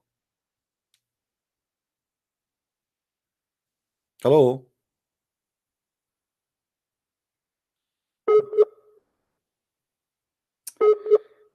Okay. Are you there? Okay, a guy calling himself, he is calling himself Muhammad Hijab. Obviously, I don't think it is him playing games. Let me block you. There's no way the guy who live in England, he will not have a good connection. Respect yourself, don't play games.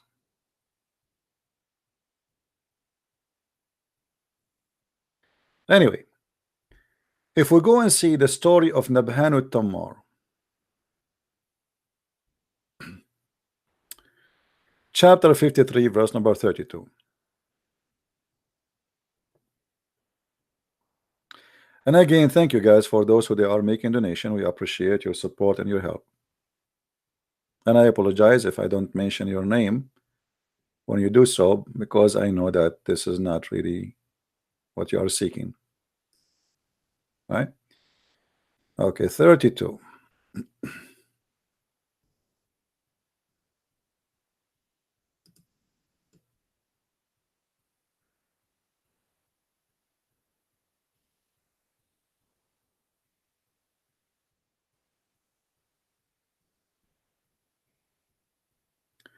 Look what Muhammad, he speak and he teach the Muslims. Muhammad, he teach the Muslims that every human being, he commit adultery because Allah, he forced him to do adultery. Allah, he wrote for you in your destiny to be an adulterist.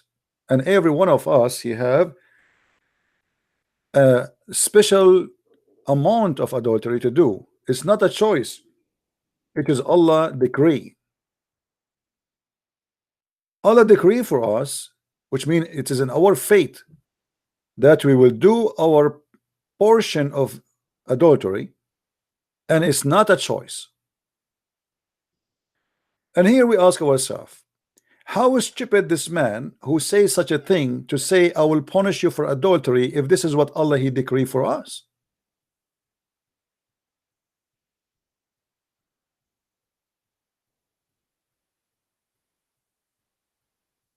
Do you see it? I mean, have you ever heard of a stupid cult like this? If he is the one, Allah, he wrote my destiny, my partition of adultery, zina mean adultery, and a man, he cannot run away from it because this is written for you. So why you are going to punish me for what I did, which is the fault of Allah?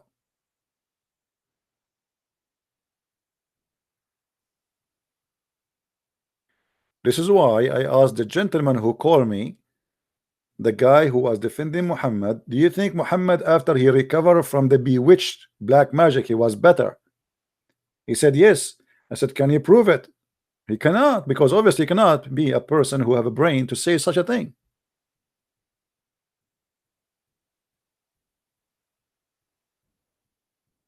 What is the wisdom of punishing me for a sin you write for me? The same as what happened to Adam. According to Islam, Adam was a victim of Allah.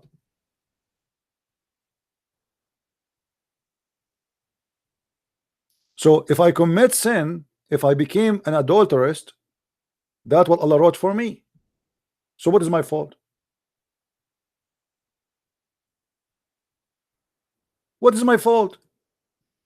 We should punish Allah, not the one who commit adultery.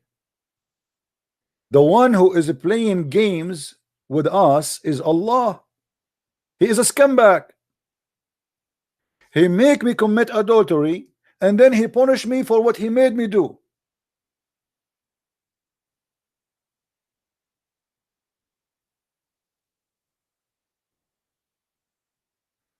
Have you ever heard of a stupid cult like this before?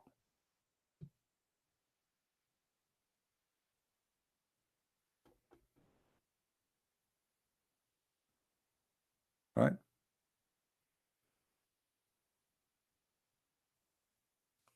So what is the penalty of hell and heaven and sin for if you are the one who made me do sin? That's stupid. That's madness.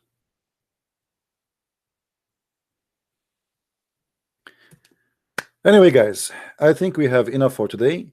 I've been with you for many hours. It's time for me to start working my books.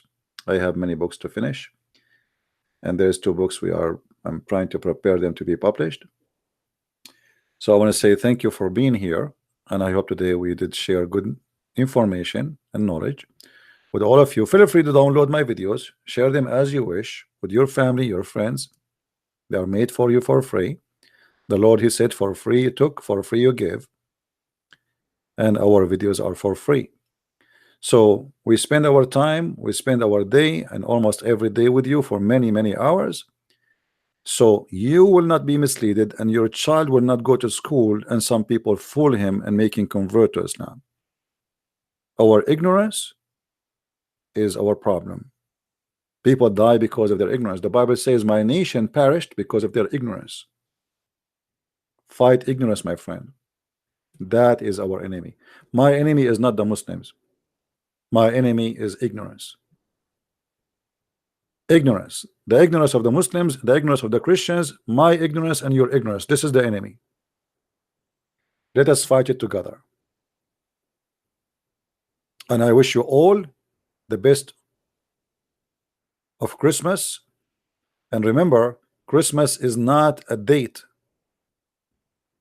Christmas is to be with the Christ.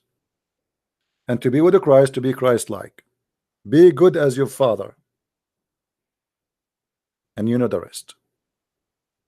So don't debate about Christmas Day. Debate about if we can make every day a Christmas day. Every day should be Christmas.